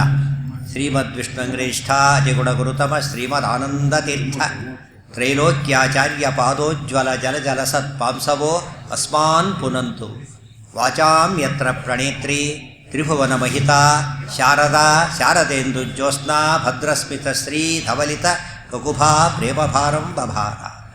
ಹಾಗೆ ಶುರು ಮಾಡಿಬಿಟ್ಟು 41 ಶ್ಲೋಕ ಅವ್ರು ಹೇಳಿ, 41 ಶ್ಲೋಕ ಸರ ಸರ ಸರ ಹೇಳ್ತಾ ಇದ್ದಾರೆ. ಆ ಶ್ಲೋಕಗಳು ಸರಿಯಾಗಿ ಕಲ್ತುಬಿಟ್ರೆ ವಾಕ್ ಶುದ್ಧಿ ಬರುತ್ತೆ, ವಾಕ್ ಸಿದ್ಧಿ ಬರುತ್ತೆ. ಗೊತ್ತಾಯ್ತಾ? ವಾಕ್ ಶುದ್ಧಿ, ವಾಕ್ ಸಿದ್ಧಿ ಎರಡೂ ಕೊಡತಕ್ಕಂಥ ಸ್ತೋತ್ರ. ಉತ್ಕಂಠ ಕುಂಠ ಕೋಲಾಹಲ ಜಪ ವಿದಿತಾ ಜಸ್ತ್ರ ಸೇವಾನುವೃದ್ಧ ಪ್ರಾಜ್ಞಾತ್ಮ ಜ್ಞಾನ ಧೂತಾಂತ ತಮಸ ಸುಮನೋ ಮೌಲ್ಯ ರತ್ನಾವಲೀನಾಂ. ಶ್ರದ್ಧರಾವೃತ್ತ ಅಂತ ಅದಕ್ಕೆ ಹೆಸರು. 42 ಅಕ್ಷರ ಇದೆ, ಒಂದೇ ಪದ 42 ಅಕ್ಷರ. ಬೇರೆ ಭಾಷೆಯಲ್ಲಿ ಮಾಡೋಕ್ಕೆ ಬರೋದಿಲ್ಲ ಆ ರೀತಿ ಸಮಾಸನ. ಅಷ್ಟು ಸುಲಭವಾದ ಮಾಡಿದ್ದಾರೆ. ಅತ್ಯದ್ಭುತವಾದ ಸ್ತೋತ್ರಗಳು. ಅದರ ಸುಲಭ ಶ್ಲೋಕ ಇದೆ, ಬಹಳ ಕ್ಲಿಷ್ಟ ಶ್ಲೋಕನೂ ಇದೆ. ಸರಿಯಾಗಿ ಉಚ್ಚಾರಣೆ ಮಾಡಿರಿ. ವಾಯುಸ್ತುತಿ, ವಾಯುದೇವರು ಪ್ರಾಣದೇವರು. ಸೊ ಪ್ರಾಣಾಯಾಮ ಮಾಡಿದಾಗುತ್ತೆ ಒಂದು ಓಜರು. ಗೊತ್ತಾಯ್ತಾ? ಸರಿಯಾಗಿ ಅದನ್ನು ಹೇಳಿಬಿಟ್ರೆ ಉಸಿರಿಡದ ಹೇಳಿದರೆ ಪೂರ್ತಿ ದೇಹ ಶುದ್ಧಿಯಾಗಿಬಿಡ್ಬೇಕು, ಆರೋಗ್ಯ ತಕ್ಷಣ ಬರಬೇಕು ಅಂಥ ಶ್ಲೋಕ. ಅದನ್ನೆಲ್ಲ ಹೇಳ್ತಾ ಬಂದರು, ನೋಡ್ತಾ ಇದ್ದಾರೆ. ಪೂರ್ತಿ ಆಚಾರ್ಯರು ನೈವೇದ್ಯ ಮುಗಿಯವರೆಗೂ ಕೂಡ ಆ ಸ್ತೋತ್ರ ಮುಗಿದಿತ್ತು. ಕೊನೆಗೆ ಸುಬ್ರಹ್ಮಣ್ಯಾಖ್ಯ ಸೂರೇಹೇ ಸುತ ಇತಿ ಸುಭೃಶಂ ಕೇಶವಾನಂದ ತೀರ್ಥ ಶ್ರೀಮತ್ ಪಾದಾಬ್ಜ ಭಕ್ತ ಸ್ತುತಿಮಕೃತ ಹರೇರ್ ವಾಯುದೇವಸ್ಯ ಚಾಸ್ಯ. ಹೇಳಬೇಕಾದ್ರೆ ಎಷ್ಟು ಭಕ್ತಿ, ಎಷ್ಟು ನಿಷ್ಠೆ, ಎಷ್ಟು ಜ್ಞಾನ. ಮತ್ತೆ ಇಡೀ ವಾಯುದೇವರ ಮಹಿಮೆಯನ್ನೆಲ್ಲ ಹೇಳಿಬಿಟ್ಟಿದ್ದಾರೆ. ಕನ್ನಡದಲ್ಲಿ ಶ್ರೀಪಾದರಾಜರ ದೇವರ ನಾಮ ಮಧ್ವನಾಮ ಇದೆಯಲ್ಲ, ಅದರ ಮೂಲ ಕೃತಿ ಅಂದರೆ ವಾಯುಸ್ತುತಿ. ಮೂಲ ರೂಪ, ಅವತಾರದ 3 ರೂಪಗಳು, ಒಟ್ಟು ಮೂಲ ರೂಪ ಪ್ಲಸ್ 3 4 ಅಷ್ಟು ಬರೋ ಹಾಗೆ 41 ಶ್ಲೋಕದಲ್ಲಿ ಇಡೀ ವಾಯುದೇವರ ಮಹಿಮೆಯನ್ನು ವೇದಗಳು, ಉಪನಿಷತ್ತುಗಳು, ಮಹಾಭಾರತ, ರಾಮಾಯಣ, ಹರಿವಂಶಾದಿಗಳಲ್ಲಿ ಏನು ವಾಯುದೇವರ ಮಹಿಮೆ ಬಂದಿದೆ ಅದಿಷ್ಟನ್ನು ಕೂಡ ಆ ಕ್ಷಣದಲ್ಲಿ ಸಂಗ್ರಹ ಮಾಡಿಕೊಟ್ಟ ಹಿರಿಮೆ ತಿರುಕೋ ಪಂಡಿತಾಚಾರ್ಯ. ಅದು ಮುಗೀತು. ಆಚಾರ್ಯರು ನೈವೇದ್ಯ ಮುಗಿಸಿ ಮಂಗಳಾರತಿ ಎಲ್ಲ ಮುಗಿಸ್ಕೊಂಡು ಬಂದರು. ಆಮೇಲೆ ಅವ್ರ ಮುಂದೆ ಸ್ತೋತ್ರವನ್ನು ಒಪ್ಪಿಸಿದ್ರು, ಬರೆದಿದ್ದು. ತಕ್ಷಣ ಆಚಾರ್ಯರು ಆಗಲೇ ಕೇಳಿದವರು ಈ ಕೇಳಿದರು, ಭಾರಿ ಸಂತೋಷಪಟ್ಟರು. ಅವ್ರು ಹೇಳ್ತಾರೆ, ಬರೀ ನಮ್ಮ ಸ್ತೋತ್ರ ನಮಗೆ ಹಿಡಿಸೋದಿಲ್ಲ ಅಂತೇಳಿ. ಆಚಾರ್ಯ ದೊಡ್ಡ ಮಹಿಮೆ. ಯಾಕಂದ್ರೆ ಬರೀ ನಮ್ಮ ಸ್ತೋತ್ರ ಮಾಡಿ ಬೇರೆ ಯಾಕೆ ಬೇರೆ ಮಾಡ್ತೇನೆ ಅಂತ ಕೇಳ್ತಿರ್ತಾರೆ. ನನ್ನ ಸ್ತೋತ್ರ ನಮ್ಮನ್ನು ಒಪ್ಪೋದಿಲ್ಲ ನಾವು. ಅದಕ್ಕೋಸ್ಕರ ತಾವು 2 ಶ್ಲೋಕ ಬರೆದ್ರು ಆಚಾರ್ಯ. ನಖಸ್ತುತಿ ಅಂತ ಬರೆದು ಇದನ್ನು ಮೊದಲು ಹೇಳಬೇಕು, ಕೊನೆಗೆ ಹೇಳಬೇಕು. ಪಾಂತ್ವಸ್ಮಾನ್ ಪುರುಹೂತ ವೈರಿಬಲವನ್ ಮಾತಂಗ ಮಧ್ಯದ್ಘಟ ಕುಂಭೋಚ್ಚಾದ್ರಿ ವಿಪಾಟ ನಾಸಿಕಪಟು ಪ್ರತ್ಯೇಕ ವಜ್ರಾಯಿತಾ ಶ್ರೀಮತ್ಕಂಠೀರ ವಾಸ್ಯ ಪ್ರತತ ಸುನಖರ ದಾರಿ ತಾರಾತಿ ದೂರ ಪ್ರಧ್ವಸ್ತಧ್ವಾಂತ ಶಾಂತ ಪ್ರವಿತತ ಮನಸಾ ಭಾವಿತಾ ನಾಕಿ ವೃಂದೈ ಲಕ್ಷ್ಮೀಕಾಂತ ಸಮಂತತೋ ವಿಕಲಯನ್ ನೈವೇಶಿತುಸ್ತೆ ಸಮಂ ಪಶ್ಯಾಮ್ಯುತ್ತಮ ವಸ್ತು ದೂರತರತೋ ಪಾಸ್ತಂ ರಸೋ ಯೋಷ್ಟಮಃ ಯದ್ರೋಷೋತ್ಕರ ದಕ್ಷನೇತ್ರ ಕುಟಿಲ ಪ್ರಾಂತೋತ್ಥಿತಾಗ್ನಿಸ್ಫುರತ್ ಖದ್ಯೋತೋಪಮ ವಿಶ್ವಲಿಂಗ ಭಚಿತ ಬ್ರಹ್ಮೇಶ ಶಕ್ರೋತ್ಕರ. ಹೀಗೆ 2 ಸ್ತೋತ್ರ ಶ್ಲೋಕಗಳನ್ನು ಬರೆದು ಅದಕ್ಕೆ ನಖಸ್ತುತಿ ಇರ್ತಾರೆ. ನರಸಿಂಹ ನಖಸ್ತುತಿ, ಪರಮಾತ್ಮನ ಉಗುರುಗಳ ಸ್ತೋತ್ರ ಅಂತೆ. ಉಗುರುಗಳಿಂದ ನರಸಿಂಹದೇವರು ಹಿರಣ್ಯಕಶಿಪುವನ್ನು ಕೊಂದು ಹಾಕಿದಾರಲ್ಲ, ಉಗುರುಗಳ ಸ್ತೋತ್ರವು ಯಾರ್ದಾರು ಉಗುರು ಸ್ತೋತ್ರ ಕೇಳಿದ್ದೀರಾ ನೀವೀಗ? ಆಚಾರ್ಯ ಒಬ್ಬರೇ ಆ ರೀತಿ ಬರೆದು ಪರಮಾತ್ಮನ ಪಾದ ಸ್ತೋತ್ರ ಸಾಮಾನ್ಯವಾಗಿ ಕೇಳ್ತಾರೆ, ಉಗುರಿನ ಸ್ತೋತ್ರ ಬರೋದು. ಆಚಾರ್ಯ ಮಾತಿನ ಅರ್ಥ ಏನು ಗೊತ್ತಾ? ಇಷ್ಟ ನಮ್ಮ ಸ್ತೋತ್ರ ಮಾಡಿದ್ದೀರಿ ನೀವು, ನಮ್ಮ ಮಹಿಮ ಪರಮಾತ್ಮನ ಉಗುರಿನ ಮುಂದೆ ಬರೋದಿಲ್ಲ ಅಂತ ಹೇಳಿ. ದೇವರು ಅಷ್ಟು ದೊಡ್ಡವರು ಅಂತ ಹೇಳಬೇಕಾಗಿತ್ತು. ದೇವರು ಭಾರಿ ದೊಡ್ಡವರು. ಇದು ಅರ್ಥ ಮಾಡಿಕೊಂಡ್ರೆ ಆಚಾರ್ಯರ ಭಕ್ತಿ ಅಂದರೆ ನಿರ್ಮಲವಾದ ಭಕ್ತಿ. ಮನುಷ್ಯ ಯಾವುದೋ ಹಂತದಲ್ಲಿ ಭಕ್ತಿಯನ್ನು ಮರೆತು ಬಿಡ್ತಾರೆ, ಅಹಂಕಾರಕ್ಕೆ ಒಳಗಾಗಿಬಿಡ್ತಾರೆ. ಅಹಂಕಾರ ಬಂದರೆ ಕತ್ತಲೆ ಬಂದರೆ ಬೆಳಕು ಹೋಗಿಬಿಡುತ್ತೆ. ಆದರೆ ಆಚಾರ್ಯರ ಭಕ್ತಿ ಅನ್ನೋದು ಏವಂ ಪ್ರಳಯ ಕಾಲೇಪಿ ಪ್ರತಿಭಾತ ಪರಾವರಃ ಮುಖ್ಯವಾಯು ನಿತ್ಯ ಸಮಃ. ಪ್ರಳಯ ಕಾಲದಲ್ಲೂ ದೇವರಲ್ಲಿ ಭಕ್ತಿ ಬಿಡದೇ ಇರತಕ್ಕಂಥವ್ರದ್ದು ಶ್ರೀಮದಾಚಾರ್ಯ. ಶುದ್ಧೇ ಭಾಗವತೆ ಧರ್ಮೇ ನಿರತೋ ಯದೃಕೋದರ. 2 ಶ್ಲೋಕ ಇದೆ ಅಲ್ಲಿ, ಮೊದಲಿಗೆ ಕೊನೆಗೆ ಹೇಳಬೇಕು. ಹಾಗಿದ್ರೆ ಮಾತ್ರ ಸಿದ್ಧಿ ಬರುತ್ತೆ ಅಂತ ಹೇಳಿ, ಇಲ್ಲವರು ಸಿದ್ಧಿ ಬರೋದಿಲ್ಲ. ಆಚಾರ್ಯ ಅಕ್ಸೆಪ್ಟ್ ಮಾಡಿದರು, ಅದಕ್ಕೆ ನಿಬಂಧನೆ ಹಾಕಿ ಅವತ್ತಿನಿಂದ ಆಚಾರ್ಯರಿಂದ ಅಂಗೀಕೃತವಾದ ಸ್ತೋತ್ರ. ಆದ್ದರಿಂದ ಅದಕ್ಕೆ ಅಸಾಧಾರಣವಾದ ಮಹಿಮೆ ಬಂದು ಅದು ಎಷ್ಟು ಪ್ರತಿಯೊಬ್ಬರು ಹೇಳಬೇಕು ಅಂದರೆ ಹೇಳಲೇಬೇಕು. ಉಪನಯನ ಮಾಡಿ ವಾಯುಸ್ತುತಿ ಹೇಳ್ಕೊಟ್ಟು ಬಿಡಿ, ಅವರು ಸೋಲೆ ಬರೋದಿಲ್ಲ ಜೀವನದಲ್ಲಿ. ಹಾಗಿರ್ತಾರೆ. ಕಲಿಯೋದಕ್ಕೆ ಎಷ್ಟು ದಿವಸ ಬೇಕು ನಿಮಗೆ? ಆರಾಮ ಒಂದು ಸರಿಯಾಗಿ ಆ ವಯಸ್ಸಿಗೆ ಆ ವಾರದಲ್ಲಿ ಬಂದುಬಿಡುತ್ತೆ. ಒಂದು ವಾರಕ್ಕೆ ಬಂದರೆ ಜನ್ಮದ ಆಸ್ತಿ, ಈ ಜನ್ಮದ ಆಸ್ತಿ ಅಲ್ಲ. ಆಚಾರ್ಯ ಶ್ರೀಮದಾಚಾರ್ಯ ಸತ್ವಮೇ ಜನ್ಮದ ಆಸ್ತಿ ನಮಗೆ. ಎಲ್ಲಿ ಹೋದರೂ ಜಯ. ಯಾಕೆ ವಾಯುದೇವರ ಹೆಸರೇ ಜಯ ಅಂತೇಳಿ. ಜಯ ಹಿಡಿದ್ಮೇಲೆ ಜಯ ಅಂತ ಹೇಳಿದಕ್ಕೆ ನ್ಯಾಯಸುಧಾಮರ ಜಯತೀರ್ಥರಾದ ಇದೆ. ಜಯದ ಸಂಕೇತನೇ ಮಧ್ವಾಚಾರ್ಯರಾದ್ದರಿಂದ ಆ ಸ್ತೋತ್ರವನ್ನು ಹೇಳಬೇಕು, ಭಕ್ತಿಯಿಂದ ಹೇಳಬೇಕು, ಸರಿಯಾಗಿ ಹೇಳಬೇಕು, ತಪ್ಪಿಲ್ಲದೇನೆ. ಆಗ ನೋಡಿ ಎಷ್ಟೆಷ್ಟು ಕೆಲಸ ಆಗುತ್ತೆ. ಅದಕ್ಕೆ ಅದರಲ್ಲಿ ಜಯತೀರ್ಥರು, ವ್ಯಾಸರಾಜರು, ವಾದಿರಾಜರು ಅದರ ಬಗ್ಗೆ ಪುರಸ್ಚರಣೆಗಳನ್ನು ಮಾಡಿ ಫಲಶ್ರುತಿ ಬರೀತಾರೆ. ಒಂದೊಂದು ಶ್ಲೋಕಕ್ಕೆ ಸಿದ್ಧಿ ಆಗುತ್ತೆ ಅಂತ ಹೇಳ್ತಾರೆ. ಒಂದೊಂದೇ ಶ್ಲೋಕ ಪುರಸ್ಚರಣೆ ಮಾಡಿ ಏನು ಸಕಲ ಅರಿಷ್ಟ ನಿವೃತ್ತಿ ಆಗಬೇಕು. ವಾಕ್ಸಿದ್ಧಿ ಬೇಕಾ, ವಾಕ್ ಶುದ್ಧಿ ಬೇಕಾ, ಜ್ಞಾನ ಭಕ್ತಿ ವೈರಾಗ್ಯ ಏನು ಬೇಕು, ಶತ್ರುನಾಶ ಆಗಬೇಕಾ, ರೋಗ ಪರಿಹಾರ ಆಗಬೇಕಾ, ಜನ್ಮಾಧಿ ವ್ಯಾಧ್ಯುಪಾಧಿ ಪ್ರತಿಹತಿ ವಿರಹ ಪ್ರಾಪಕಾಣ ಗುಣಾನಾಂ ಅಗ್ರ್ಯಾಣಾಂ ಅರ್ಪಕಾಣಾಂ ಚಿರಮುದಿತ ಚಿದಾನಂದ ಸಂದೋಹದಾನಾಂ ಏತೇಷಾಮೇಷ ದೋಷ ಪ್ರವಷಿತ ಮನಸಾಂ ದ್ವೇಷಿಣಾಂ ದೂಷಕಾಣಾಂ ದೈತ್ಯಾನಾಂ ಆರ್ತಿಮಂಧೇ ತಮಸಿ ವಿಧದತಾಂ ಸಂಸ್ತವೇ ನಾಸ್ಮಿ ಶಕ್ತಃ. ಅದರಲ್ಲಿ ಆ ಶ್ಲೋಕ ನಿತ್ಯ ಪರಿಷ್ಕರಣೆ ಮಾಡ್ತಿದ್ರೆ ಜನ್ಮ ಆಧಿ ವ್ಯಾಧಿ ಉಪಾಧಿ. ಆಧಿ ಮನೋರೋಗ ಪರಿಹಾರ ಆಗುತ್ತೆ, ವ್ಯಾಧಿ ದೇಹದ ರೋಗ ಪರಿಹಾರ ಆಗುತ್ತೆ, ಜನ್ಮ ಹುಟ್ಟಿ ಬರೋ ಪ್ರಸಂಗ ಮುಕ್ತಿನೇ ಸಿಕ್ಕಿಬಿಡುತ್ತೆ. ಅಂಥ ಒಂದು ಸಿದ್ಧಿ ಕೊಡ್ತಕ್ಕಂಥ ಶ್ಲೋಕ ಅಂತ ಹೇಳ್ತಾರೆ. ನೀವು ಭಾಳ ಜನ ಗೊತ್ತಿಲ್ಲ, ಎಷ್ಟೋ ಕಡೆಗೆ ಅವೈಷ್ಣವರು ಅವರು ವಾಯುಸ್ತುತಿ ಪುರಸ್ಕರಣೆ ಮಾಡ್ತಾರೆ. ಕೆಲಸ ಆಗುತ್ತೆ, ತಾವೇನು ಧೈರ್ಯವಾಗಿ ಹೇಳ್ತಾರೆ ಕೆಲಸ ಆಯಿತು ಅಂತ ಹೇಳ್ಬಿಡ್ತಾರೆ. ಅಷ್ಟು ಸಿದ್ಧಿ ವಾಯುಸ್ತುತಿಗಿದೆ. ಎಷ್ಟೋ ಸತ್ತರ ಮಹಿಮೆ ಹೇಳಿದ್ದೇನೆ.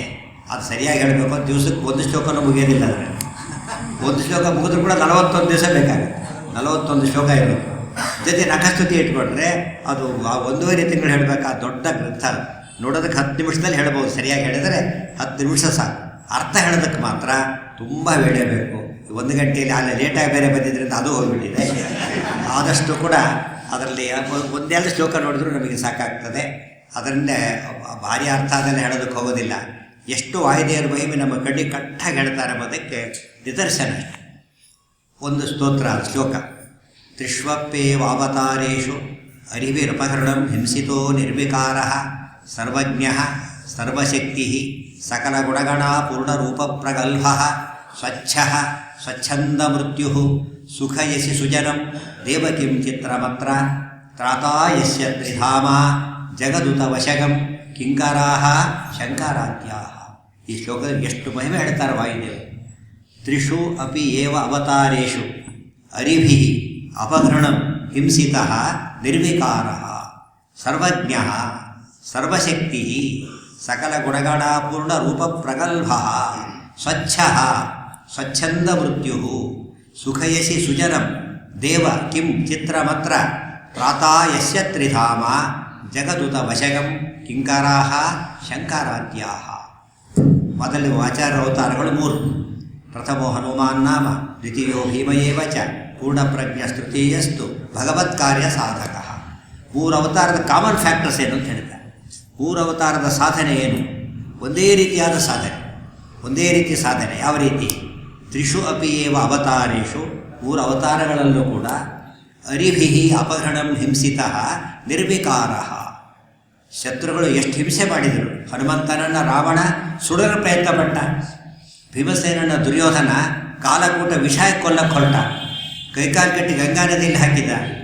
ಆಮೇಲೆ ಹಾವುಗಳಿಂದ ಕಚ್ಚಲು ಪ್ರಯತ್ನಪಟ್ಟ. ಅಪಘೃಣಂ ಹಿಂಸಿತಃ, ಅತ್ಯಂತ ಕ್ರೌರ್ಯದಿಂದ ನಿಷ್ಕರುಣೆಯಿಂದ ಮಾಡಿ ಮಧ್ವಾಚಾರ್ಯರನ್ನು ಕೊಲ್ಲೋದಕ್ಕೆ ಕಳಿಸಿದ್ದಾರೆ. ಜನ ಗೊತ್ತಾಯಿತು, ಕೊಲ್ಲೋದಕ್ಕೊಬ್ಬ ಗೌಡನ ನಿಲ್ಬಿಟ್ಟಿದ್ದಾರೆ, ಕೊಂದು ಬಿಡುವಂತೆ. ಮತ್ತು ಜಟ್ಟಿಗಳನ್ನು ಕಳಿಸ್ಕೊಳ್ಳೋಕೆ ಪ್ರಯತ್ನ ಪಟ್ಟಿದ್ದಾರೆ. ಆದರೆ ಆಚಾರ್ಯರಿಗೆ ಏನಾದರೂ ಆಯಿತಾ? ಹನುಮಂತನಿಗೆ ಏನಾರು ಆಯಿತಾ? ಹನುಮಂತನಿಗೆ ಏನೂ ಆಗೋದಿಲ್ಲ, ನಮಗೇನಾರು ಹನುಮಂತನ ನೆನಪು ಮಾಡಿಕೊಳ್ಳಿ, ಅದು ಆಗೋ ತಪ್ಪೇ ಬಿಡುತ್ತೆ ಅಂತ ಹೇಳಿದ. ಅಂಜಿಕಿನ್ಯಾತ ಕಯ್ಯ ಸಜ್ಜನರಿಗೆ ಭಯವೋ ಇನ್ಯಾತ ಕಯ್ಯ, ಕನಸಿಲಿ ಮನಸ್ಸಿಲಿ ಕಳವಳವಾದರೆ ಹನುಮನ ನೆನೆದರೆ ಹಾರಿ ಹೋಗದೆ ಪಾಪ. ಇಡೀ ರಾಮಾಯಣ ಓದಿ ಒಂದೇ ಒಂದು ಸರ್ತಿ ಹನುಮಂತ ಮೂರ್ಛಿತನಾಗಿಲ್ಲ, ಮೈ ಮೇಲೆ ಗಾಯ ಆಗಿಲ್ಲ, ಏನೇನೇನೂ ಇಲ್ಲ. ಈ ಟಿ ವಿಯಲ್ಲಿ ಸ್ವಲ್ಪ ಕನ್ಫ್ಯೂಸ್ ಮಾಡ್ಕೊತಾರೆ, ಟಿ ವಿ ಹನುಮಂತ. ಆ ನಿಜವಾದ ರಾಮಾಯಣದ ಹನುಮಂತನಿಗೆ ಕನ್ಫ್ಯೂಷನ್ನೇ ಇಲ್ಲ. ಸಮುದ್ರ ಹರ್ತಾನೆ 100 ಯೋಜನ, ಅದಕ್ಕಿಂತ ಹೆಚ್ಚಾಗಿ 50,000 ಯೋಜನ ದೂರ ಹೋಗಿ ಸಂಜೀವನತ್ತ 50,000 ಯೋಜನ ದೂರ. ಇವತ್ತೇನಾದ್ರು ಜೆ ಪಿ ನಗರಕ್ಕೆ ಹೋದ್ರೆ ನಾಳೆ ಬರ್ತಾರೆ, ಇವತ್ತು ಬರೋದಿಲ್ಲ ಅಂತ ಹೇಳ್ತಾರೆ. ಅಲ್ಲಿ ಹೋಗಿ ಇವತ್ತೇನು ಬರ್ತಾರೆ ರೀ, ಔಟ್ ಯೋಚನೆ ಮಾಡೋಕ್ಕೆ ಸಾಧ್ಯನೇ ಇಲ್ಲ. ಆದರೆ ಕೋಟಿ ಕೋಟಿ ಕಪಿಗಳು ಸತ್ತು ಬಿದ್ದಿದ್ದಾರೆ. ಇಂದ್ರಜಿತ್ ನಾಗಾಸ್ತ್ರ ಪ್ರಯೋಗ ಮಾಡಿದ್ದಾನೆ, ಅದು ಬ್ರಹ್ಮದೇವರ ವರ, ರುದ್ರದೇವರ ವರ ಇದೆ. ಆಗ ರಾಮದೇವರ ಅಪ್ಪಣೆ ತಗೊಂಡು ಹನುಮಂತೇವರು ಹೊರಡುತ್ತಾರೆ. ಅಂಥದ್ದಕ್ಕೆ ಹನುಮಂತನ ಏನೂ ಆಗಿಲ್ಲ. ಆಶ್ಚರ್ಯ, ಎಚ್ಚರ ತಪ್ಪಿದ್ದರೆ ಹನುಮಂತನ ಏನೂ ಆಗದೇ ಇದ್ದಾರೆ. ಹನುಮಂತ ಅಂದರೆ ನಿರ್ವಿಕಾರ, ವಿಕಾರನೇ ಹನುಮಂತನಿಗೆ. 50,000 ಯೋಜನೆ ದೂರ ಹೋಗಬೇಕು, ಬರಬೇಕು, ಹೋಗಿ ಬರೋದಕ್ಕೆ ಇಂಪಾಸಿಬಲ್ಲು. ಆಮೇಲೆ ಅಲ್ಲಿ ಸಂಜೀವನ ತರಬೇಕು, ಅದೇನೋ ಮೈಸೂರು ಪಾಕ್ ಕಟ್ ಮಾಡಿ ಇಟ್ಟಿಲ್ಲ, ಅದನ್ನು ಭೂಮಿಯಿಂದ ಎತ್ತಬೇಕು. ಅದನ್ನು ಒಂದು ಫೌಂಡೇಶನ್ ಹಾಕ್ಬೇಕಾದ್ರೆ ಮೆಟ್ರೋ ನೋಡಿದ್ರೆ ಗೊತ್ತಾಗ್ಬಿಡ್ತದೆ ಎಷ್ಟು ವರ್ಷ ನಮ್ಮ ಕಾಲಕ್ಕೆ ಆಗೋ ಹೋಪ್ಸೇ ಹೋಗ್ಬಿಡ್ತದೆ. ಅಂಥ ಕಾಲ ಅಂಥದ್ದು ತರಬೇಕು, ಅದನ್ನು ತಂದು ವಾಪಸ್ ಇಡಬೇಕು. ಯಾರು ಯೋಚನೆ ಮಾಡೋಕ್ಕೆ ಬರುತ್ತಾ? ಹನುಮಂತ ಹೋಗಿ ತಂದನಂತೆ. ಅದು ಹೆಚ್ಚತ್ತು ಹೇಳೋದಕ್ಕೆ ಗೊತ್ತಿಲ್ಲ. ಎಷ್ಟೊತ್ತಿ ತಂದಾಗ ಹನುಮಂತ ಅಂದರೆ ವಾಯುಸ್ತುತಿಯಲ್ಲಿ ಹೇಳ್ತಾರೆ, ಎಷ್ಟು ಚೆನ್ನಾಗಿ ಹೇಳ್ತಾರೆ ನೋಡಿ. 2 ಶ್ಲೋಕದ ಇಡೀ ಆ ಘಟ್ಟನ ಎಷ್ಟು ಮನಮುಟ್ಟಾಗಿ ಹೇಳ್ತಾರೆ ಅಂದರೆ, ಇಡೀ ರಾಮಾಯಣದ ಘಟ್ಟ ಓದಿದವರಿಗೆ ಕಣ್ಣಿಗೆ ಕಾಣಿಸ್ಬೇಕಾಗಿರುತ್ತೆ.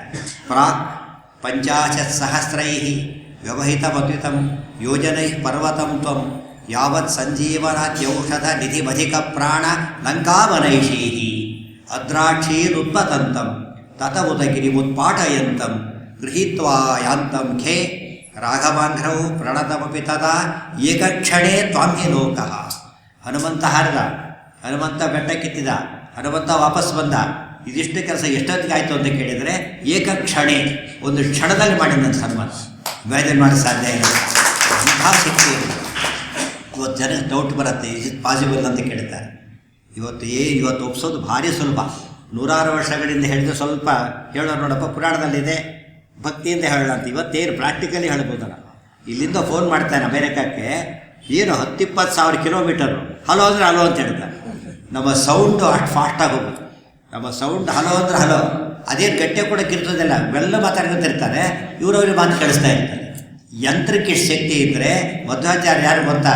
ರಾಯರು ಬರೀತಾರೆ, ಅವ್ರಿಗೆ ಯಂತ್ರ ಅಲ್ಲ ಮಂತ್ರಮೂರ್ತಿಯವರು ಅಂತ ಹೇಳ್ತಾರೆ. ಎಂಥ ಮಂತ್ರ? ಸಂಸಿದ್ಧ ಸಪ್ತಕೋಟಿ ಮಹಾಮಂತ್ರಾಣ ಪ್ರಾತಃ ಸಂಕಲ್ಪದಲ್ಲಿ ರಾಯರ ಮಾತು. 7 ಕೋಟಿ ಮಹಾಮಂತ್ರಗಳು ಅವರಿಗೆ ಬಾಯ್ಪಾಠ. ಕನಸಲ್ಲಿ ಕೇಳಿದ್ರು ಒಂದು ಕ್ಷಣದಲ್ಲಿ ಹೇಳ್ತಾರೆ. ಅಂಥ ಸಾಮರ್ಥ್ಯ ಇರೋರು ಯಾವ ಲೆಕ್ಕ ಅಂದರೆ, ಇವತ್ತು ನಾವು ಟೆಲಿಫೋನ್ ಕಾನ್ಸೆಪ್ಟ್ ಇಟ್ಕೊಂಡ್ರು ಕೂಡ ಇವತ್ತು ಟೆಲಿಫೋನ್ನಲ್ಲಿ ಮಾತು ಹೋಗಿ ಬರ್ತದೆ ಅಷ್ಟೇ, ಜನ ಹೋಗಿ ಬರಲಿಕ್ಕೆ ಬರೋದಿಲ್ಲ. ಆಚಾರ ಅವರೇ ಹೋಗಿ ಬಂದರು. ಎಂಥ ಸಾಮರ್ಥ್ಯ ಇದು! ಸೌಂಡ್ ವೇಗ ಇದು. ಆಚಾರದ ಲೈಟ್ ವೇಗ ಗೊತ್ತಾಯ್ತಾ? ಆಚಾರ್ಯರ ವೇಗ ಬೆಳಕಿನ ವೇಗ. ಆದ್ದರಿಂದಾಗಿಯೇ ಅದು ಯಾಕೆ ಅವರು ಬೆಳಕಿನ ಅಭಿಮಾನಿ ದೇವತೆ ಯಾರು ಗೊತ್ತಾ? ಭಾರತೀ ದೇವಿ. ವಿದ್ಯುನ್ನಾಮಕ್ಕೆ ವಿಧಿಜಾತಿ ಅಂತ ಹೇಳ್ತಾರೆ. ಅವ್ರ ಗಂಡ ಇವರು ಇನ್ಯಾಗಿರ್ಬೇಕು. ವಿದ್ಯುತ್ತಿನ ಅಪ್ಪ ಅಂತ ಅರ್ಥ. ಅಂದರೆ ಆಗ ನಮಗೆ ಅರ್ಥ ಆಗಿದೆ. ವಿದ್ಯುತ್ಪತಿ ವಾಯುರೇವ ನಯೇದ್ ಬ್ರಹ್ಮ ನಚಾಪರ, ಬ್ರಹ್ಮಸೂತ್ರ ಭಾಷ್ಯದ ಮಾತು. ವಿದ್ಯುತ್ಪತಿ ಅಂದರೆ ಭಾರತೀ ರಮಣ ಮುಖ್ಯ ಪ್ರಾಣ. ಅವರ ಸಾಮರ್ಥ್ಯ ಎಷ್ಟಿರಬೇಕು ಅಷ್ಟು ತಂದಾಯಿತು. ಅಷ್ಟು ಜನ ಬದುಕಿದ್ದಾರೆ, ಮತ್ತೆ ಅಷ್ಟು ಜನ ಬದುಕಿದ್ದಾರೆ. ಇವತ್ತು ಒಬ್ಬನು ಬದುಕಿಸಿದ್ರೆ ಎಷ್ಟು ಫೀಸ್ ತೊಗೋತಾರೆ, ಎಷ್ಟು ಗ್ರೇಟ್ ಅಂತ ಕರೀತಾರೆ. ಒಬ್ಬನು ಬದುಕಿಸಿದ್ರೆ ಅದೇನು ಸತ್ತವನ್ನಲ್ಲ, ಬದುಕಿರೋರು ಸ್ವಲ್ಪ ಬದುಕಿಸೋದಕ್ಕೆ ಅಷ್ಟು ತಗೊಂಡ್ರೆ ಸತ್ತವ್ರನ್ನ ಕೂತು ಹತ್ತಿ ಬದುಕಿಸ್ಬೇಕಾದ್ರೆ ಹೌದೌದು ಹನುಮಂತ, ಹೌದು ನೀ ಬಲವಂತ, ಹೌದು ಮುಖ್ಯ ಪ್ರಾಣ ಮೂಲ ಗುರು, ಹೌದು ಅವರಿಗೇನ ಏನೇನೋ ಆಗಿದೆ. ಸುಂದರಕಾಂಡದೊಳಗೆ ರಾವಣ ಬೆಂಕಿ ಹಚ್ಚುತ್ತಾನೆ, ಬಾಲಕ್ಕೆ ಬೆಂಕಿ ಇಡ್ತಾನೆ, ಬ್ರಹ್ಮಾಸ್ತ್ರ ಪ್ರಯೋಗ ಮಾಡ್ತಾನೆ ಇಂದ್ರಜಿತ್ತು. ಹನುಮಂತರು ಏನಾಯಿತು ಗೊತ್ತಾ, ಅವ್ರು ಕೂದಲು ಕೊಂಕಿಲ್ಲ. ಬ್ರಹ್ಮಾಸ್ತ್ರ ಬಿಟ್ಟರೆ ಕೂದಲು ಕೊಂಕಿಲ್ಲ. ಬಾಲಕ್ಕೆ ಬೆಂಕಿ ಹಚ್ಚಿದರೆ ಬಾಲ ಸುಟ್ಟಿಲ್ಲ, ಹನುಮಂತ ಸುಟ್ಟಿಲ್ಲ, ಬಾಲ ಸುಟ್ಟಿಲ್ಲ, ಬಾಲದ ಕೂದಲು ಸುಟ್ಟಿಲ್ಲ. ಹೇಗಿರಬೇಕು ಹನುಮಂತ? ಅಚ್ಛೇದ್ಯ ಅಭೇದ್ಯ. ಅವರೆಲ್ಲ ಕವಚ ಹಾಕ್ಕೊಂಡು ಬಾಣ ಹೊಡೆದವರು. ಹನುಮಂತನ ಕೈಯಲ್ಲಿ ಆಯುಧ ಇಲ್ಲ, ಮೈ ಮೇಲೆ ಕವಚ ಇಲ್ಲ. ಆದರೆ ಹನುಮಂತರು ಬಂದು ಯಾರೂ ಬದುಕಿಲ್ಲ. ಹನುಮಂತರ ಶಕ್ತಿ ಎಷ್ಟಿದೆ, ಬಂದವರು ಹಾಕೊಂಡ್ಬಂದವರು ಯಾರೂ ಬದುಕಿಲ್ಲ. ಹನುಮಂತ ಹೊಡೆದು ಸತ್ತಿದ್ದಾರೆ. ಚಕಾರ ತಾನ್ ಸಮಸ್ತಶಃ ತಲಪ್ರಹಾರ ಚೂರ್ಣಿತಾನ್. ಎಂಥ ಮಹಿಮೆ ಹನುಮಂತನದು. ಹಿಂಸಿತೋಪಿ ನಿರ್ವಿಕಾರ, ವಿಕಾರವೇ ಆಗಲಿಲ್ಲ. ಒಂದು ಹನಿ ರಕ್ತ ಹನುಮಂತನ ಮೈಯಿಂದ ಉಳಿದಿಲ್ಲ ಕಡೆ, ಒಂದು ಹನಿ ರಕ್ತ ಬಂದಿಲ್ಲ. ಹನುಮಂತನಿಗೆ ಕವಚ ಇಲ್ಲ ಅಲ್ಲ, ಹನುಮಂತನೇ ಕವಚ. ಹನುಮಂತ ಕವಚ ಅಂತ ಹೇಳೋದಿಲ್ಲ. ಹನುಮಂತ ಇದ್ಯಾ ಕವಚ ಬೇಕದಕ್ಕೆ. ಇದು ಹನುಮಂತನ ಶಕ್ತಿ. ಭೀಮಸೇನ ಇಡೀ ಮಹಾಭಾರತ ಯುದ್ಧದಲ್ಲಿ ಕಾಲಕೂಟ ವಿಷವನ್ನು ದುರ್ಯೋಧನ ಹಾಕಿದರೆ ಹನುಮಂತ ಭೀಮಸೇನ ಮೂರ್ಛೆ ಎಚ್ಚರ ಕೂಡ ಬಂದಿಲ್ಲ.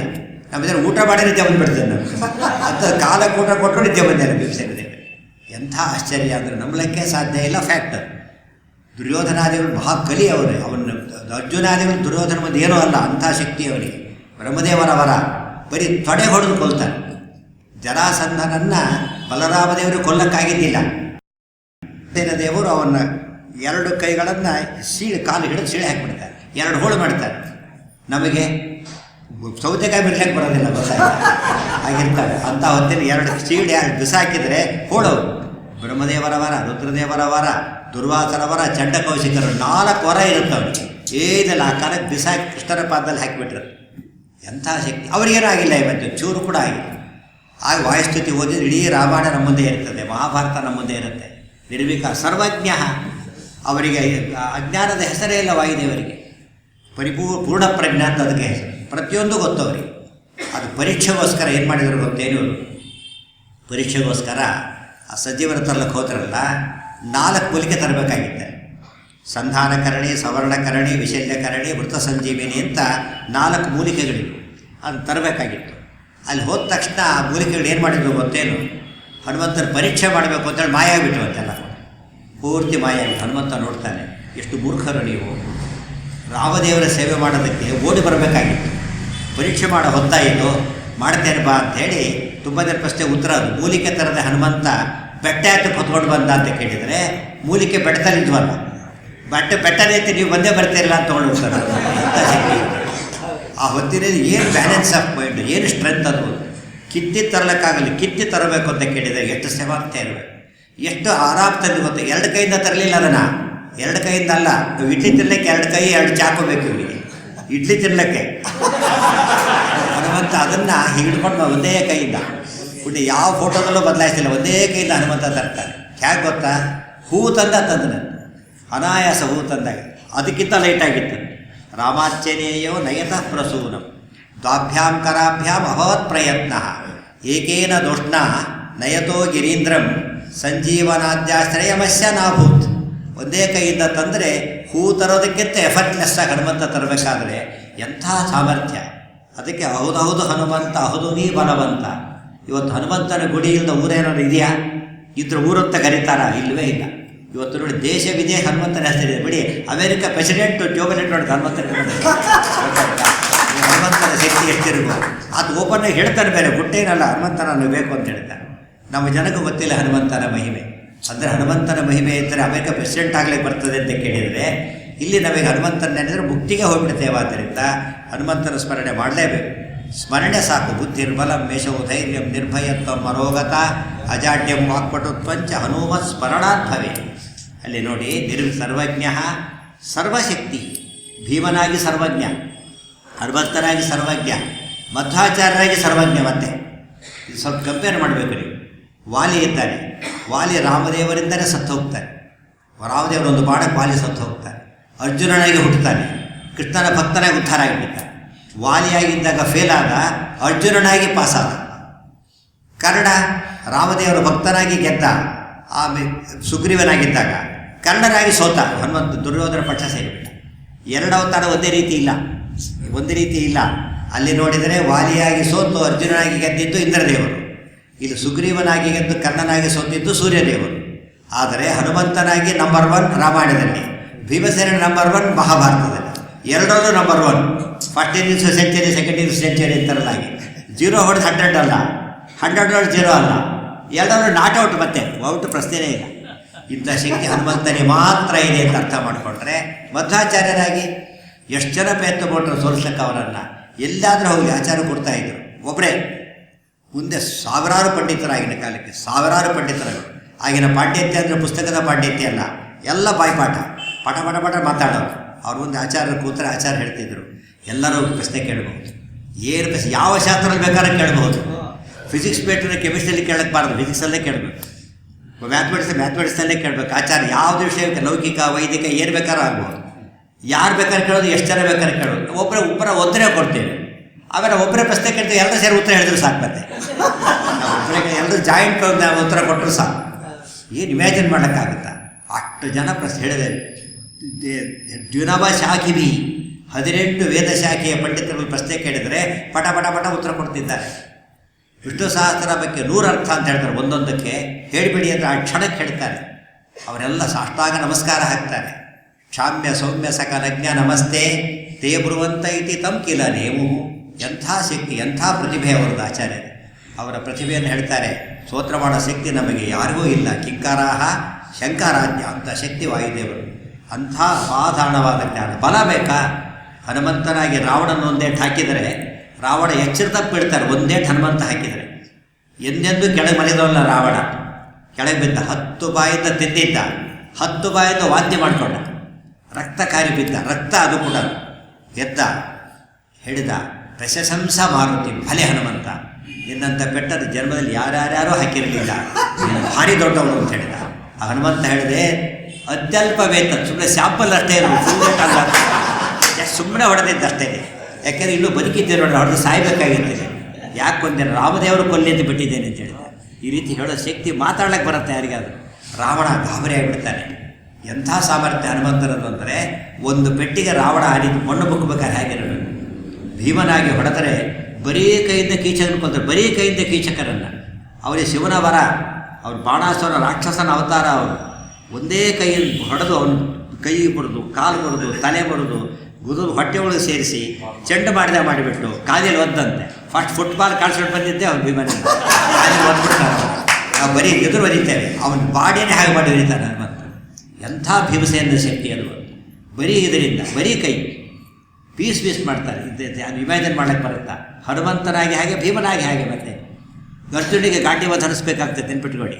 ಅರ್ಜುನಿಗೆ ಧರಿಸ್ಬೇಕು, ಕರ್ಣನಿಗೆ ಧರಿಸ್ಬೇಕು, ಕವಚ ಬೇಕು, ಕುಂಡಲ ಬೇಕು, ಎಷ್ಟು ಬೇಕು ಅವರಿಗೆ. ಭೀಮಸೇನ ಯಾವುದು ಬೇಡ. ವರನೇ ಇಲ್ಲ ಹನುಮಂತನಿಗೆ. ರಾಮನ ಅನುಗ್ರಹವೇ ವರ, ಭೀಮನಿಗೆ ವರ ಇಲ್ಲ, ಕೃಷ್ಣ ಅನುಗ್ರಹನೇ ವರ, ಆಚಾರ್ಯರಿಗೆ ವೇದವ್ಯಾಸರ ಅನುಗ್ರಹನೇ ವರ. ಮಧ್ವಾಚಾರ್ಯ ಕೂತಿದ್ದಾರೆ, ಯಾರೋ ಜಟ್ಟಿ ಬರ್ತಾನೆ, ಸೋಲಿಸ್ಬೇಕು, ಅದಕ್ಕೆ ಬನ್ನಿ ನೀವೀಗ ಮಧ್ವ ವಿಜಯ ಬರ್ತದೆ, ಮಧ್ವ ಶುರುವಾಗ್ತದೆ, ಇನ್ನೇನು ಅದಕ್ಕೆ ಕರೀತಾರೆ. ಆ ರೀತಿ ಕೇಳಿಬಿಟ್ಟು ಬಹುಶಃ ಮಧ್ವಾಚಾರ್ಯದ ಆಲ್ರೌಂಡರ್ ಜಗತ್ತಿನಲ್ಲಿ ಯಾರೂ ಇಲ್ಲ. ಬರೀ ಕ್ರಿಕೆಟ್ ಆಲ್ರೌಂಡರ್ ಸಿಗೋದು ಕಷ್ಟ, ಗೊತ್ತಾಯ್ತಾ? ಬರೀ ಹಾಕಿ ಆಲ್ರೌಂಡರ್ ಸಿಗೋದು ಕಷ್ಟ. ಎಲ್ಲ ಮ್ಯಾಚು, ಎಲ್ಲ ಶಾಸ್ತ್ರದಲ್ಲೂ ಆಲ್ರೌಂಡರ್ ಮಧ್ವಾಚಾರ್ಯ ಒಬ್ಬರು, ಎಲ್ಲದರಲ್ಲೂ ಆಲ್ರೌಂಡರ್ ಬರ್ತೇವೆ. ಶಾಸ್ತ್ರ, ಅದು ಫೈಟಿಂಗ್ ಗೀಟಿಂಗ್, ಏನು ಅದು ಫೈಟಿಂಗ್ ರೆಸಲಿಂಗ್ ಆಗ್ಬೋದು, ಏನು ಬೇಕಾದ್ರೂ ಆಗ್ಬೋದು. ಆಲ್ ಟೈಪ್ಸ್ ಆಫ್ ಇದರೊಳಗೆ ಬರ್ತಾರೆ, ಕೇಳ್ತಾರೆ, ಸೋಲಿಸ್ಬೇಕು. ನೀವು ಬರ್ತೀವಿ, ಯುದ್ಧಕ್ಕೆ ಬರಬೇಕು ನನ್ನ ಮೇಲೆ. ಆಚಾರ್ಯ ಹೇಳ್ತಾರೆ, ಬರ್ತೇನೆ. ಆದರೆ ಯತಿಗಳಾಗಿ ನಾವು ಯುದ್ಧ ಮಾಡಬಾರ್ದು. ಬಟ್ ಅಕ್ಸೆಪ್ಟ್ ಮಾಡದೆ ಹೋದ್ರೆ ಸೋತಾಗುತ್ತೆ. ಅಕ್ಸೆಪ್ಟ್ ಮಾಡ್ತೇವೆ, ಯುದ್ಧಕ್ಕೆ ಬರ್ಲಿಕ್ಕೆ, ಕುಸ್ತಿ ಬರ್ಲಿಕ್ಕೆ ಹೋಗ್ತೇವೆ. ಆದರೆ ಯತಿ ಧರ್ಮ ನಾವು ತಪ್ಪಿಸೋದಿಲ್ಲ. ಸುಮ್ಮನೆ ಕೂತಿರ್ತೇವೆ. ನಿಮ್ಮನ್ನು ಹೇಗೆ ಬೇಕಾದ್ರೆ ಅಟ್ಯಾಕ್ ಮಾಡ್ಬೋದು. ಎಲ್ಲರೂ ನೋಡಿದ್ದೀರಿ ಅಂತ ಫೈಟ್ನ ಇಮ್ಯಾಜಿನ್ ಮಾಡೋಕ್ಕೆ ಸಾಧ್ಯ ಇರೋದು ಫೈಟ್. ನೀವೇನು ಮಾಡಬೇಡಿ, ಫುಲ್ ಫ್ರೀ. ನಾನು ಬರೋದಿಲ್ಲ ಅಷ್ಟೇ, ಸುಮ್ಮನೆ ಕೂತಿರ್ತೇವೆ. ನಿಮಗೆ ಟೆಸ್ಟ್ ಇಷ್ಟೇ. ನಾವು ಕೂತ್ಕೊಂಡು ವೇದಘೋಷ ಶುರು ಮಾಡ್ತೇನೆ, ವೇದೋಚ್ಚಾರಣೆ ಮಾಡ್ತೇನೆ.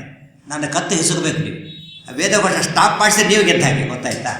ಅವ್ರು ಅಂದ್ಕೊಂಡ್ರೆ ಈಸಿಯೆಸ್ಟ್ ಆಫ್ ಆಲ್ ಫೈಟ್ಸ್ ಇದೆ, ಅದೇ ಒಂದು ನಿಮಿಷದಲ್ಲಿ ಮಾಡಿಬಿಡ್ತೀವಿ ಅಂತ ತಿಳ್ಕೊಂಡ್ರು. ಪಾಪ ಬಂದರು, 2 ಕೈಲಿ ಕತ್ತೆ ಹೊಡ್ರು. ಆಚಾರ ಕತ್ತ ಹಿಸುಗಕ್ಕೆ ಹೋಗ್ತಾರೆ. ಕಬ್ಬಿಣ ಒತ್ತಿದ ಅನುಭವ ಅವ್ರಿಗೆ, ಒತ್ತಲಕ್ಕೆ ಆಗ್ತಾನೇ ಇಲ್ಲ. ಆಚಾರ್ಯರು ಸೌಂಡ್ ಜಾಸ್ತಿ ಮಾಡ್ತಿದ್ದಾರೆ. ಅವ್ರು ಜಾಸ್ತಿ ಮಾಡ್ತಾರೆ, ಕಡಿಮೆ ಮಾಡೋದು ಜಾಸ್ತಿ ಆಗ್ತಾ ಇದೆ. ಇವು ಅವ್ರ ಅಣ್ಣ ಬೇರೆ ಬಂದು ಇಬ್ಬರು ಸೇರಿ ಒಂದು ಇಬ್ಬರು ದಪ್ಪದ ಮೂರ್ಛಿತರಾಗಿ ಬಿದ್ದಾರಲ್ಲಪ್ಪ. ಒತ್ತಕ್ಕಾಗಿ ಎಫರ್ಟ್ ತುಂಬ ಹಾಕಿದಾರಲ್ಲ, ಬಿದ್ದೋದು. ಆಚಾರ್ಯ ಶಿಷ್ಯನ ಕರೆದು ಗಾಡಿ ಹಾಕ್ರಿ ಅಂತ ಹೇಳ್ತಾರೆ. ಗಾಡಿ ಹಾಕಿ ಎಬ್ಬಿಸ್ತಾರೆ. ಏನಪ್ಪ ಇನ್ನೂ ಫೈಟಿಂಗ್ ಕಂಟಿನ್ಯೂ ಮಾಡೋಣ ಅಂತ ಹೇಳಿದರೆ ಏನು ಮಾಡ್ತೀರಿ ನೆಕ್ಸ್ಟು? ಆಚಾರ್ಯ ಬೆರಳು ಹೀಗಿಡ್ತಾರೆ, ಇದು ಎತ್ತಿಬಿಟ್ರೆ ನೀವು ಗೆದ್ದ ಹಾಕಿ. ಈ ರೀತಿ ಇಮ್ಯಾಜಿನ್ ಮಾಡೋಕ್ಕೆ ಸಾಧ್ಯವಾಗದ ಬಲ. ಇಬ್ಬರು ಟ್ರೈ ಮಾಡ್ತಾರೆ, ಇಬ್ಬರು ಮತ್ತೆ ಬಿಡ್ತಾರೆ, ಎತ್ತಲಿಕ್ಕಾಗಲಿಲ್ಲ. ಅವರು ಬೆರಳನ್ನು ಎತ್ತಲಿಕ್ಕಾಗಲಿಲ್ಲ, ಅವರು ಒಂದು ಪದನ ಖಂಡನೆ ಮಾಡೋಕ್ಕಾಗಲಿಲ್ಲ ಅಂತ ಮಾತು. ಬರೆದ್ರೆ ಹಾಗೆ ಹಿಡಿದ್ರೆ ಹಾಗೆ ಆಚಾರ್ಯರು. ಮತ್ತು ಮೂರ್ಛಿತರ ಮತ್ತೆ ಬಿಡ್ತಾರೆ. ಕೊನೆಗೆ ಹೇಳ್ತಾರೆ, ಹೋಗ್ಲಿ ಬಿಡು, ಒಂದು ಚಿಮಟ ಕೊಟ್ಟರಂತೆ. ಈ ಕಳ ನಾನು ಕೂದಲು ಕಿತ್ತಿಬಿಟ್ರೆ ನೀ ಗೆದ್ದಾಗೆ. ಒಂದು ಕೂದಲು ಕಿತ್ತಿದ್ರು, ಗೊತ್ತಾಯ್ತಾ? ಕೂದಲು ಕಿತ್ತಿದ್ರೆ ಗೆದ್ದಾಗೆ. ಅವ್ರು ನೋಡಿದರೆ ಈಸಿಯೆಸ್ಟ್ ಅವು, ಬಟ್ ಜನ್ಮದಲ್ಲಿ ಅಂಥ ಈಸಿಯೆಸ್ಟ್ ಇದು ಬಂದಿರಲಿಲ್ಲ, ಅಷ್ಟು ಟೆರಿಬಲ್ ಡಿಫೀಟು ಬಂದಿರಲಿಲ್ಲ ಪಾಪ ಅವ್ರಿಗೆ. ಆಮೇಲೆ ಎತ್ತಕ್ಕೆ ಹೋಗ್ತಾರೆ, ಅದು ಮತ್ತೆ ದಪ್ಪಂತ ಬಿದ್ದು ಬಿಡ್ತಾರೆ. ಇದನ್ನೆಲ್ಲ ಮಧ್ವದಲ್ಲಿ ಹೇಳ್ತಾರೆ, ಹಗಲೆಲ್ಲ ಹೇಳ್ತಾ ಇರ್ತಾರೆ. ಒಬ್ಬ ಗುರುಗಳ ಚರಿತ್ರೆಯನ್ನು ಮಕ್ಕಳು ಕೇಳಿ ಅರ್ಥ ಮಾಡ್ಕೊಳ್ತಕ್ಕಂಥ ಸಾಮರ್ಥ್ಯ ಇರೋದಾದರೆ ಮಧ್ವ ವಿಜಯ ಒಂದೇ ಒಂದು ಗ್ರಂಥ ಹೊರತು ಇನ್ಯಾವ ಗುರುಗಳ ಬಗ್ಗೆಯೂ ಇಂಥ ಕಥೆ ಸಿಗೋದಿಲ್ಲ. ಅಂಥ ವಿಚಿತ್ರ ಗುರುಗಳು ಅವರಿಗೆ ಗೊತ್ತಿಲ್ಲ ಜನಗಳಿಗೆ. ಮಧ್ವ ವಿಜಯ ಹೇಳಿಸ್ರೆ ನಿಮಗೆ ಎಲ್ಲ ಮಾತುರ ಬಿಡ್ತಾರೆ, ಅಂಥ ಮಹಿಮೆ ಆಚಾರ್ಯ. ಜನ ಗೊತ್ತೇ ಇಲ್ಲ ಆಚಾರ್ಯರ ಮಹಿಮೆ. ಮತ್ತು ರಾಯರ ಮಹಿಮೆ ಕೇಳಿರ್ತಾರೆ. ಆ ರಾಯರು ಹೇಳ್ತಾರೆ, ಆಚಾರ್ಯರು ದೊಡ್ಡ ಸಮುದ್ರ, ನಾನು ಹನಿ ಇದ್ದಾಗೆ ಅಂತ ಹೇಳ್ತಾರೆ. ಈಗ ಅರ್ಥ ಆಗುತ್ತಲ್ಲ ಆಚಾರ್ಯ ಎಷ್ಟು ದೊಡ್ಡವರು ಅಂತ ಹೇಳಿದೆ. ರಾಯರ ಸ್ತೋತ್ರ ಶುರುವಾಗೋದು ಏನು ಅಂತ ಗೊತ್ತಾ? ಶ್ರೀ ಪೂರ್ಣಬೋಧ ಗುರುತೀರ್ಥ ಪಯೋಕ್ತಿಪಾರ. ಶ್ರೀ ಪೂರ್ಣಬೋಧ ಗುರುಗಳು. ಇವತ್ತು ಪ್ರತಿ ಮಠದಲ್ಲೂ ಕೂಡ ಆಚಾರ್ಯ ದೊಡ್ಡ ಫೋಟೋ ಹಾಕಿಬಿಟ್ಟು ರಾಯರ ಮೂಲ ಗುರುಗಳು ಮುಗಿತಲ್ಲ, ಎಲ್ಲ ಜನ ಸಾಷ್ಟಾಂಗ ಹಾಕಿಬಿಡ್ತಾರೆ. ರಾಯರು ಒಪ್ಕೊಂಡಿದ್ದಾರೆ, ಮತ್ತೆ ಮಾತಾಡೋಂಗೇ ಇಲ್ಲ. ರಾಯರ ಬಗ್ಗೆ ಯಾರು ಪ್ರಶ್ನೆ ಮಾಡೋಕ್ಕೆ ಬರುತ್ತಾ? ಇವತ್ತು ಭಜತಾಂ ಕಲ್ಪವೃಕ್ಷಾಯ ರಮತಾಂ ಕಾಮಧೇನೆ. ಅವ್ರು ಹೇಳ್ತಾರೆ, ನಾನು ಏನೇನು ಅಚೀವ್ ಮಾಡಿದ್ದೇನೆ ಅದು ಯಾರಿಂದ ಗೊತ್ತಾ? ಮಧ್ವಾಚಾರ್ಯ ಅನುಗ್ರಹ ಅಂತ ಹೇಳ್ತಾರೆ. ನಮ್ಮ ರಾಮದೇವರು ಮಧ್ವಾಚಾರ್ಯ. ಅದು ಶ್ರೀ ರಾಘವೇಂದ್ರೋ ಹರಿಪಾದ ಕಂಜ ಋಷಿವಣಾಲ್ಲಬ್ಧ ಸಮಸ್ತ ಸಂಪತ್ತು. ಹರಿಶಬ್ದಕ್ಕೆ ಹರಿ ಅಂತ ಅರ್ಥ, ವಾಯು ಅಂತನೂ ಅರ್ಥ, ಗೊತ್ತಾಯ್ತಾ? ಹರಿವಾಯುಗಳ ದಯ ನಾನು ಹೇಗಿದ್ದೇನೆ ಅಂತ ಹೇಳ್ತಾರೆ. ಈಗ ನಮಗೆ ಅರ್ಥ ಆಗುತ್ತೆ ರಾಯರಲ್ಲಿ ಅನುಗ್ರಹ ಮಾಡೋಕ್ಕೆ ಬಂದಿದ್ದು ಯಾತಕ್ಕೆ ಗೊತ್ತಾ? ತಾವು ಗ್ರೇಟ್ ಅಂತ ಹೇಳಿದ್ರೆ ರಾಯರು ಬರಲಿಲ್ಲ. ಹರಿ ಸರ್ವೋತ್ತಮ, ವಾಯು ಜೀವೋತ್ತಮ ಅಂತ ಹೇಳೋದಕ್ಕೆ ಅವರು ಅವತಾರ ಮಾಡಿದ್ದಾರೆ. ಆ ಮೆಸೇಜ್ ನಾವು ತಿಳ್ಕೊಳ್ದೆ ಹೋದರೆ ಮೇನ್ ಕಂಟೆಂಟೇ ಬಿಟ್ಟಾಗ. ಮುಖ್ಯ ಉಡುಪಿ ಹೋಗಿ ಬಂದ ಎಲ್ಲ ನೋಡಿಬಿಟ್ಟ. ಕೃಷ್ಣನ್ ನೋಡಿದೆ ಅಂದರೆ, ಅರೆ ಕೃಷ್ಣ ಇದ್ದಾರೆ ಗೊತ್ತೇ ಇಲ್ಲ ಅಂತ ಕೇಳಿದ್ರೆ, ಗುಳ್ಳ ತೊಗೊಂಬಂದಿದ್ದಾನೆ ಅಷ್ಟೇ. ಗುಳ್ಳ ತಂದಿದ್ದಾರೆ, ಕೃಷ್ಣನ್ ನೋಡೇ ಇಲ್ಲ ಅವರು. ಒಂದು ಸಲ ಸ್ನಾನ ಮಾಡೇ ಇಲ್ಲ. ಇವತ್ತು ರಾಯರ ಬಗ್ಗೆ ಬಂದು ಮಧ್ವಾಚಾರ್ಯ ಬಗ್ಗೆ ತಿಳ್ಕೊಳ್ಳದೆ ಹೋದರೆ ರಾಯರ ಅರ್ಥನೇ ಮಾಡ್ಕೊಂಡಿಲ್ಲ ನಾವು ಅಂತ. ರಾಯರು ಸ್ವತಃ ಹೇಳಿ ಅಣುಮಧ್ವ ಆಚಾರ್ಯ ಮಧ್ವ ವಿಜಯ ಇದೆಯಲ್ಲ, ಅದಕ್ಕೆ ನಾರಾಯಣ ಪಡೆ ಅಣುಮಧ್ವ ವಿಜಯ ಅಂತ ಬರೆದಿದ್ದಾರೆ. ಅದಕ್ಕೆ ರಾಯರು ತಮ್ಮ ಪೂರ್ವಾಶ್ರಮದಲ್ಲಿ ಮೊದಲ ವರ್ಕ್ ಅದೇ ರಾಯರು. ಅಣುಮಧ್ವ ವಿಜಯಕ್ಕೆ ವ್ಯಾಖ್ಯಾನ ಬರೀತಾರೆ. ಅಣುಮಧ್ವ ವಿಜಯಕ್ಕೆ ರಾಘವೇಂದ್ರ ಸ್ವಾಮಿಗಳು 32ನೇ ಶ್ಲೋಕ ಅದು. ಅದರಿಂದ ಎಷ್ಟು ಸಂತೋಷ ಆಯ್ತಂತೆ ಭಾರತೀ ದೇವಿಗೆ ಅಂದ್ಕೊಂಡಿರುತ್ತೆ. ಯಜಮಾನರ ಚರಿತ್ರೆಯ ಬಗ್ಗೆ ಇವರ ಅರ್ಥ ಬರೆದಿರೋದ್ರಿಂದ ಇವ್ರನ್ನ ಪೀಠದ ಮೇಲೆ ಕೂಡಿಸ್ಬೇಕು ಅಂತ ಪೀಠ ರಾಘವೇಂದ್ರ ಸ್ವಾಮಿ ಮಾಡಬೇಕು. ಮಧ್ವ ವಿಜಯ ಓದಿದರೆ ಎಷ್ಟು ಮುಂದೆ ಬರ್ತಾರೆ ಮನುಷ್ಯ ಮತ್ತು ರಾಯರು ತಮ್ಮ ಪ್ರಾಕ್ಟಿಕಲಿ ತೋರಿಸ್ಕೊಟ್ಟಿದ್ದಾರೆ. ಇಂಥ ರಾಯರ ಮಹಿಮೆ ನಮಗೆ ಗೊತ್ತೇ ಇಲ್ಲ. ಅವ್ರು ಕಣ್ಣು ಕೊಡ್ತಾರೆ, ಕಾಲು ಕೊಡ್ತಾರೆ ಅಲ್ಲ, ಅವ್ರು ಮೋಕ್ಷ ಕೊಡಿಸ್ತಕ್ಕಂಥ ಗುರುಗಳು ಆಚಾರ ಅನುಗ್ರಹ ಬರೆಸಿ ಮೂಲಕವೇ ಮೋಕ್ಷದ ದಾರಿ ತೋರಿಸ್ತಾರೆ. ಸಂತಾನ ಸಂಪತ್ ಪರಿಶುದ್ಧ ಭಕ್ತಿ ವಿಜ್ಞಾನ ವಾಗ್ದೇಹ ಸುಪಾಠವಾದಿ ದತ್ವಾ ಶರೀರೋತ್ತ ಸಮಸ್ತ ದೋಷಾನ್ ಹತ್ವಾ ಸನೋ ಅವ್ಯಾತ್ ಗುರು ರಾಘವೇಂದ್ರ. ಈ ಮಾತಿನಲ್ಲಿ ಭಾಳ ಸ್ಪಷ್ಟವಾಗಿ ತಿಳ್ಕೋಬೇಕು. ಆಚಾರ್ಯ ಮಹಿಮೆ ಅತ್ಯದ್ಭುತವಾದ ಮಹಿಮೆ. ಇನ್ನೂ ನಿಮಗೆ ಬೇಕಾದ್ರೂ ಒಂದು ಹೇಳ್ತೇನೆ. ಆಚಾರ್ಯ ಸಂಚಾರ ಮಾಡ್ತಾ ಮಾಡ್ತಾ ತುಂಗಾ ತೀರಕ್ಕೆ ಬಂದರು. ಭದ್ರಾ ನದಿ, ತುಂಗಾ ನದಿ ಮುಂದೆ ಸೇರಿ ತುಂಗಭದ್ರಾ ಆಗುತ್ತೆ. ಕಳಸದ ಹತ್ತಿರ ಭದ್ರಾ ನದಿ ಹರಿಯುತ್ತೆ. ಆಚಾರ್ಯ ಸಂಚಾರ ಕ್ರಮಣ ಅಲ್ಲಿಗೆ ಬಂದರು. ಅಲ್ಲಿ ಸಾವಿರಾರು ಆಚಾರ್ಯ ನೋಡೋಕ್ಕೆ 1000 ಜನ ಬರ್ತಾರೆ. ಅಷ್ಟು ಚೆನ್ನಾಗಿದ್ದರು ಮಧ್ವಾಚಾರ್ಯ. ಸಾಕ್ಷಾತ್ ಮನ್ಮಥ ದ್ವಾತ್ರಿಂಶ ಲಕ್ಷಣೋಪೇತರವರು. ಅದು ನೋಡಿ ಆಚಾರ್ಯ ರಾಯರು ವರ್ಣನೆ ಮಾಡ್ತಾರೆ. ದ್ವಾತ್ರಿಂಶ ಲಕ್ಷಣೋಪೇತಾನ ಅಸ್ಮದ್ ಗುರುಚರಣಾನಾಂ ಶ್ರೀಮದ್ ಆನಂದ ತೀರ್ಥ ಶ್ರೀಮದ್ ಚರಣಾನಾಂ ಅಂತ ಹೇಳ್ತಾರೆ.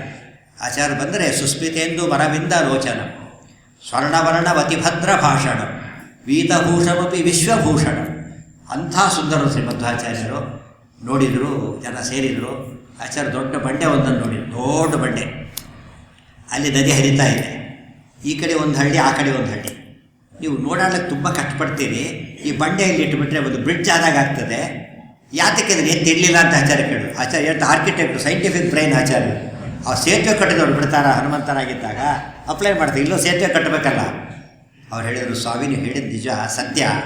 ದೊಡ್ಡ ಬಂಡೆ ಅದು, ಇದನ್ನು ಎತ್ತಿಡ್ಲಿಕ್ಕೆ ನಾವು ಯೋಚನೆ ಮಾಡಿದ್ದೀವಿ. ಆದರೆ ಅಲುಗಾಡಿಸ್ಲಿಕ್ಕೂ ಆಗಲಿಲ್ಲ. 1000 ಜನ ಸೇರಿದ್ವಿ, ಅದು ಅಲುಗಾಡಿಸ್ಲಿಕ್ಕೂ ಆಗಲಿಲ್ಲ ಅಂತ ಹೇಳಿದ್ವಿ. ಹೇಳಿ ಸುಮ್ಮನೆ ಆಗಲಿಲ್ಲ, ಒಂದು ಪದ ಸೇರಿಸಿದ್ವಿ.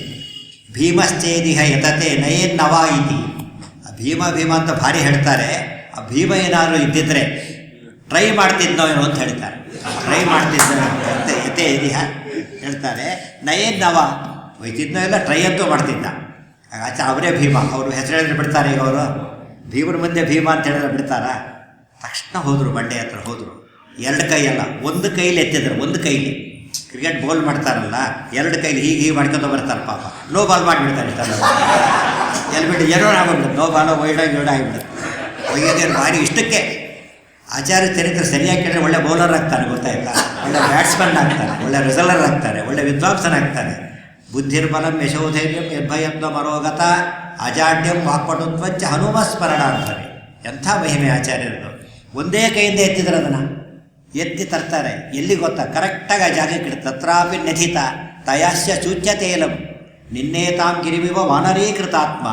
ಹನುಮಂತನಾಗೆ ಸಂಜೀವನ ಹೇಗೆ ತಂದರೋ ಹಾಗೆ ಒಂದೇ ಕೈಯಿಂದ ಎತ್ತಿಟ್ಟಿರ್ತಾರೆ. ನಮ್ಮ ಜನಕ್ಕೆ ಗೊತ್ತಿಲ್ಲ. ಇವತ್ತಿಗೂ ಅದು ಹಾಗೇ ಇದೆ ಬಂಡೆ, ಗೊತ್ತಾಯ್ತಾ?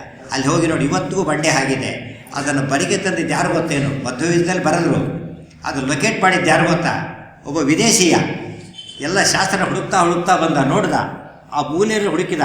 ಅದು ಪೂರ್ತಿ ಅದ್ರ ಮೇಲೆ ನೋಟ್ ಬರೆದಿದೆ. 4 ಪುಟ ನೋಟ್ ಬರೆದುಬಿಟ್ಟು ಎಪಿಗ್ರಾಫಿಯ ಕರ್ನಾಟಕದ ಬರೆದುಬಿಟ್ಟು ಚಿಕ್ಕಮಗಳೂರಿನ ಶಾಸನ 81 ಅದು ಇವತ್ತಿಗೂ ಹಾಗೆ ಪ್ರಿಸರ್ವ್ ಮಾಡಿದ್ದಾರೆ. ಎಂಥ ಸ್ಟೋರಿ ಬರೀತಾನಂತ.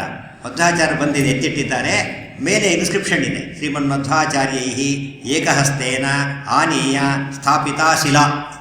55 ಟನ್ ಭಾರ ಇದೆ, ಗೊತ್ತಾಯ್ತು? 55 ಟನ್ ಭಾರ ಇರೋದು. ಅದನ್ನು ಒಂದೇ ಕೈಯಿಂದ ಎತ್ತಬೇಕಾದ್ರೆ, ಎರಡು ಕೈಯಿಂದ ಅಲ್ಲ. 1000 ಜನ ಎರಡು ಕೈ ಟ್ರೈ ಮಾಡಿದರೂ ಆಗಿಲ್ಲ. ಒಂದೇ ಕೈಯಿಂದ ಎಟ್ಟಿದ್ದಾರೆ ಅಂದರೆ ಎಂಥ ಶಕ್ತಿ ಮಧ್ವಾಚಾರ್ಯ. ನಮ್ಮ ಜನ ಅದು ನೋಡಬೇಕಲ್ಲ. ಯಾವ ಗಿನ್ನೆಸ್ ಬುಕ್ ಹೊಡಿಯೋದಿಲ್ಲ ಆಚಾರ್ಯರ ಮುಂದೆ. ದೊಡ್ಡ ಏನೋ ಮಾಡಿದವರಿಗೆ ಗಿನ್ನೆಸ್ ರೆಕಾರ್ಡ್ ಹಾಕಿರ್ತಾರೆ. ಎಲ್ಲ ರೆಕಾರ್ಡ್ಸು ಆಚಾರ್ಯ ಹೆಸರಲ್ಲಿ ಬರಬೇಕು. ಆ ರೀತಿ ಎಟ್ಟಿದ್ದಾರೆ. ಶಾಸನ ಇದೆ. ನಮ್ಮ ಜನ ಇವತ್ತಿಗೂ ವೆರಿಫೈಯಬಲ್ ಅದು, ಗೊತ್ತಾಯ್ತಾ? ಬೇರೆ ದೇಶದವ್ರು ಬರೋದು ಹೇಳ್ತಾನೆ, ಅದು ಸೈಂಟಿಫಿಕಲಿ ವೇ ಮಾಡಿದ್ದಾರೆ. ಸೈಂಟಿಫಿಕಲ್ ಮೆಥಡ್ ಇದೆ, ಅದಕ್ಕೆ ವೇ ಮಾಡಿ 55 ಟನ್ಸ್ ಇದೆ. ಅದ್ರ ಒಂದು ಕೈಯಿಂದ ಹೆಚ್ಚಿಡಬೇಕಾದ್ರೆ ಎಂಥ ಫಿಸಿಕಲ್ ಸ್ಟ್ರೆಂತ್ ಇತ್ತು ಅವರಿಗೆ, ಎಂಥ ಸಾಮರ್ಥ್ಯ. ಬುದ್ಧಿ ಹಾಗೆ, ಬಾಲ ಹಾಗೆ, ಪ್ರತಿಯೊಂದರಲ್ಲೂ ಬುದ್ಧಿವಂತರು. ಅವ್ರ ಬಗ್ಗೆ ಗೊತ್ತಾದರೆ ಅವ್ರಿಗೆ ಅನಿಸ್ತದೆ ಇಂಥ ಅವರು ಸಾಮರ್ಥ್ಯ ಆಚಾರ್ಯ ಅಂತ ಹೋಗಿದ್ದಾರೆ. ರಾಯರಂಥವ್ರು ಸರೆಂಡರ್ ಆಗ್ತಿದ್ರು ಅವರಿಗೆ. ಜಯತೀರ್ಥರು ಸರೆಂಡರ್ ಆಗ್ತಿದ್ರು, ವ್ಯಾಸರಾಜರು ಸರೆಂಡರ್ ಆಗ್ತಿದ್ರ ಅಂತ ಹಿರಿಮೆ ಆಚಾರ್ಯರಿಗಿದೆ. ಅದಕ್ಕೆ ಸರ್ವಜ್ಞ ಸರ್ವಶಕ್ತಿ. ಅದಕ್ಕೆ ಯಾತಕ್ಕೆ ಹೇಳಿದೆ ಅಂದರೆ, ಒಂದು ವಾಯುಚರಿ ರಾಮಾಯಣ ಮಹಾಭಾರತನೇ ಹೇಳಬೇಕಾಗ್ತದೆ. ಎಲ್ಲ ಎಕ್ಸಾಂಪಲ್ ಕೊಡ್ಲಿಕ್ಕೆ ಹೋದರೆ ಸರ್ವಜ್ಞ ಸರ್ವಶಕ್ತಿ. ಮೆಂಟಲ್ ತೊಗೊಳ್ಳಿ, ಫಿಸಿಕಲ್ ತೊಗೊಳ್ಳಿ, ಮಾತಲ್ಲಿ ತೊಗೊಳ್ಳಿ, ಏನು ಬೇಕಾದ್ರೆ ತೊಗೊಳ್ಳಿ, ಸರ್ವಶಕ್ತಿ. ಆಮೇಲೆ ಸರ್ವಜ್ಞ ಸರ್ವಶಕ್ತಿ ಅಪಗೃಣಂ ಹಿಂಸಿತೋ ನಿರ್ವಿಕಾರ. ಸರ್ವಜ್ಞ ಸರ್ವಶಕ್ತಿ ಸಕಲ ಗುಣಗಣಾಪೂರ್ಣ ರೂಪ ಪ್ರಗಲ್ಭ. ಏನು ಮಾಡೋ ಗುಣಗಳಿಗೆ ಕೊರತೆಯೇ ಇಲ್ಲ, ಹಾಗೆ ಇರ್ತಾರೆ. ಅಂದವರಲ್ಲ. ಆಚಾರ್ಯ ಜಟ್ಟಿಗಳು ಹೇಳಿದರು, ಕೆಲಸ ಮಾಡಿ ಹೋಗಲಿ, ಈಗ ಕೂತಿರ್ತಾರಲ್ಲ, ನನ್ನ ಮೂಗಿನ ಮೇಲೆ ಜೋರಾಗಿ ಗುದ್ದು ಬಿಡಿ ಅಂತ ಹೇಳಿ. ಜೋರಾಗಿ ಗುದ್ದು ಬಿಡಿ, ಫುಲ್ ಎಫರ್ಟ್ಸ್ ಹೊಡೆದು ಬಿಡಿ, ಅದು ಇವಾಗ ಎದ್ದು ಹಾಕಿ. ಏನು ಆಶ್ಚರ್ಯ! ಮೂಗು ಸಾಮಾನ್ಯ ಮೂಗು ಭಾರಿ ಡೆಲಿಕೇಟ್ ಅದು. ಮೂಗು ನೋಸೊಂಡ ಅಂತ ಹೇಳ್ತಾರೆ ಗೋಡೆಗೆ. ಆಯಿತು, ಅದು ಇಬ್ಬರು ಸೇರಿ ಹೊಡೆದರಂತೆ. ಅವರಿಗೆ ಆಚಾರ್ಯಗೆ ಅವ್ರ ಕೈ ಪಾಪ ವಿಜಿತಾಗಿ ಹೋಗಿದೆ. ಅವ್ರು ಒದ್ದಾಡ್ತಿದ್ದಾರೆ, ಹೊಡೆದು ಅವ್ರು ಒದ್ದಾಡ್ತಿದ್ದಾರೆ. ಬಂಡೆ ಹೊಡೆದ್ರು ಸುಖ, ಅಂಥ ಪೆಟ್ಟು ಅವರಿಗೆ ಬಿದ್ದಿದೆ. ಅಷ್ಟು ಗಟ್ಟಿ ಆಖಾಣಾಸ್ಮ ಸಮ ಅಂತಿದ್ದಾರೆ. ಆಖಾಣಾಸ್ಮ ಸಮ ಏನೂ ಆಗಲಿಲ್ಲ ಆಚಾರ್ಯನಿಗೆ. ಆಗ ಅವರು ಎಚ್ಚರದ ಬಿದ್ದಿದ್ದಾರೆ ಪಾಪ ಹೊಡೆದವರು. ನಮಗನಿಸ್ತದೆ, ನೀವೆಲ್ಲ ಹೇಳ್ತಿದ್ದೀರಿ, ಇದು ಹೇಗೆ ನಂಬಬೇಕು? ರಾವಣ ಹೊಡೆದ್ರೆ ಏನೂ ಆಗಲಿಲ್ಲ ಅಂತೀರಿ, ಇವು ಜಟ್ಟಿ ಹೊಡೆದು ಏನೂ ಆಗಲಿಲ್ಲ ಅಂತೀರಿ. ಇದನ್ನು ಹೇಗೆ ನಂಬಬೇಕು ಅಂದರೆ ಏನೂ ಯೋಚನೆ ಮಾಡಬೇಡಿ, ನೀವು ಪ್ರಯೋಗ ಮಾಡಿ ನೋಡಿ, ನಿಮಗೆ ಗೊತ್ತಾಗುತ್ತೆ. ಪ್ರಾಕ್ಟಿಕಲಿ ನೋಡ್ಬೋದು. ಇಲ್ಲಿದ್ದಾರೆ ಮಧ್ವಾಚಾರ್ಯ ಹೊಡೆಯಕ್ಕೆ ಅಂದರೆ ಅವ್ರು ವಾಯುದೇವರು, ಗಾಳಿಯವರು. ಗಾಳಿ ಗುದ್ದಿ ನೋಡ್ರಿ ಗೊತ್ತಾಗತ್ತೆ ಅಂತ. ಗಾಳಿ ಗುದ್ದು ಕೈ ನೋಡ್ರಿ ಅಂತ ಹೇಳ್ತೀವಿ, ಇನ್ನೇನಿಲ್ಲ. ನಿಮ್ಮ ಕೈ ಹೊಡೆಯಕ್ಕೆ ಗಾಳಿ ಏನಾಗಲ್ಲ, ಗೇಟ್ ಬಂಡೆ ಬಿಡುತ್ತೆ ಅಷ್ಟೇ. ಆದರೆ ಆಚಾರ್ಯರ ಮಹಿಮೆ ವೆರಿಫೈಯಬಲ್ ಅದು. ಹಿಡಿತಾ ಇವತ್ತಿಗೂ ನಾವು ಪ್ರಯೋಗ ಮಾಡಿ ತಿಳ್ಕೋಬಹುದಾ? ಸರ್ವಜ್ಞ ಸರ್ವಶಕ್ತಿ ಸಕಲ ಗುಣಗಣಾಪೂರ್ಣ ರೂಪ ಪ್ರಗಲ್ಭ. ಮುಖದಲ್ಲಿ ಒಂದು ಚೂರು ಹಾಯ್ ಅಂದಿಲ್ಲ, ಒಂದು ಚೂರು ಡಲ್ಲಾಗಿ ಹಾಗೆ ನಗನಗ್ತಾ ಕೂತಿದ್ದಾರೆ ಆಚಾರ್ಯ. ಎಷ್ಟು ಶಕ್ತಿ ಇರಬೇಕು! ಸ್ವಚ್ಛ ಸ್ವಚ್ಛಂದ ಸ್ವಚ್ಛ ಎಷ್ಟು ಶುದ್ಧ ಗೊತ್ತಾ ಆಚಾರ್ಯರು? ಗಂಗೆಗಿಂತ ಪವಿತ್ರ ಅಂತ ಹೇಳ್ತಾರೆ. ಗಂಗೆ ಅಲ್ಟಿಮೇಟ್, ಅದಕ್ಕಿಂತ ಪವಿತ್ರವಾದ ಪದಾರ್ಥ ಇಲ್ಲ. ಅದಕ್ಕಿಂತ ಪವಿತ್ರ ಆಚಾರ್ಯ ಅಂದರೆ ಹೇಗಿರ್ಬೋದು? ವಾಸುದೇವ ಪದ ಸಂತತ ಸಂಗೀ ತೇಜಸಾಪ್ಯನವಧ ಕೃತ ಶರ್ವ ಅತ್ಯವರ್ತತ ನಿತಾಂತ ಮಥಾಸೌ ಗಂಗಮೋಘ ಮಘನಾಶನ ಕೀರ್ತಿ. ಗಂಗಾ ನದಿಯಲ್ಲಿ ಆಚಾರ್ಯ ಸ್ನಾನ ಮಾಡಿದರೆ ಗಂಗಾ ನದಿ ಹೆಚ್ಚು ಪ್ಯೂರ್ ಆಗ್ತಿತ್ತು. ಅರ್ಥ ಆಯ್ತಾ? ಈಗ ಗಂಗಾ ನದಿನೇ ಪ್ಯೂರಿಫೈ ಮಾಡ್ತಿದ್ರಂತೆ ಆಚಾರ್ಯ. ಇದು ಒಪ್ಪಬೇಕಾ ಅಂತ ಪ್ರಶ್ನೆ. ಆಚಾರ್ಯ ಎಲ್ಲೆಲ್ಲಿ ತೀರ್ಥ ಸ್ನಾನ ಮಾಡ್ಕೊಂಡು ಹೋಗ್ತಿದ್ರು ಅದು ಪ್ಯೂರಿಫೈ ಮಾಡ್ಕೊತಾ ಹೋಗ್ತಿದ್ರಂತೆ. ತೀರ್ಥೇಶು ಚ ಸೌಖ್ಯ ತೀರ್ಥ ಗೊತ್ತು. ಗೋವಿಂದ ಮಾವಂದ್ಯ ಸಹಾನುಭೋಗು ಅಂದರೆ ಅವರು ಸ್ನಾನ ಮಾಡಿದರೆ ನೀರು ಪವಿತ್ರ ಆಗ್ತದೆ. ನಮ್ಮಲ್ಲಿ ಅದಕ್ಕೆ ಪದ್ಧತಿ ಇದೆ. ಯಾವುದಾದ್ರು ಕ್ಷೇತ್ರಕ್ಕೆ ಹೋದಾಗ, ತೀರ್ಥಕ್ಕೆ ಹೋದಾಗ ಯಾರೋ ದೊಡ್ಡವರು ಬಂದಿದ್ರ ಅಂತ ಕೇಳ್ತಾರೆ. ಬಂದಿದ್ರು ಅಂದರೆ ಪ್ಯೂರ್ ಆಗಿದೆ ಅಂತ. ಯಾರೂ ಬಂದಿಲ್ಲ ಅಂದರೆ ಅದು ಪ್ಯೂರ್ ಇಲ್ಲ ಅಂತ ಅರ್ಥ. ವೆರಿಫೈ ಮಾಡಬೇಕಾದ್ರೆ ಇನ್ನೊಬ್ಬರು ಕುಡಿದು ನೀರು ನೋಡಿ ನಾವು ಕುಡಿಬೋದು ಅನ್ಸುತ್ತಲ್ಲ ಹಾಗೆ. ಆಚಾರ್ಯ ಪ್ಯೂರಿಫೈಯರ್ ಯಾತಕ್ಕೆ ಗೊತ್ತಾ? ನಮಗೆ ಸೈಂಟಿಫಿಕಲ್ ಮೆಥಡ್ ಗೊತ್ತಿದೆ.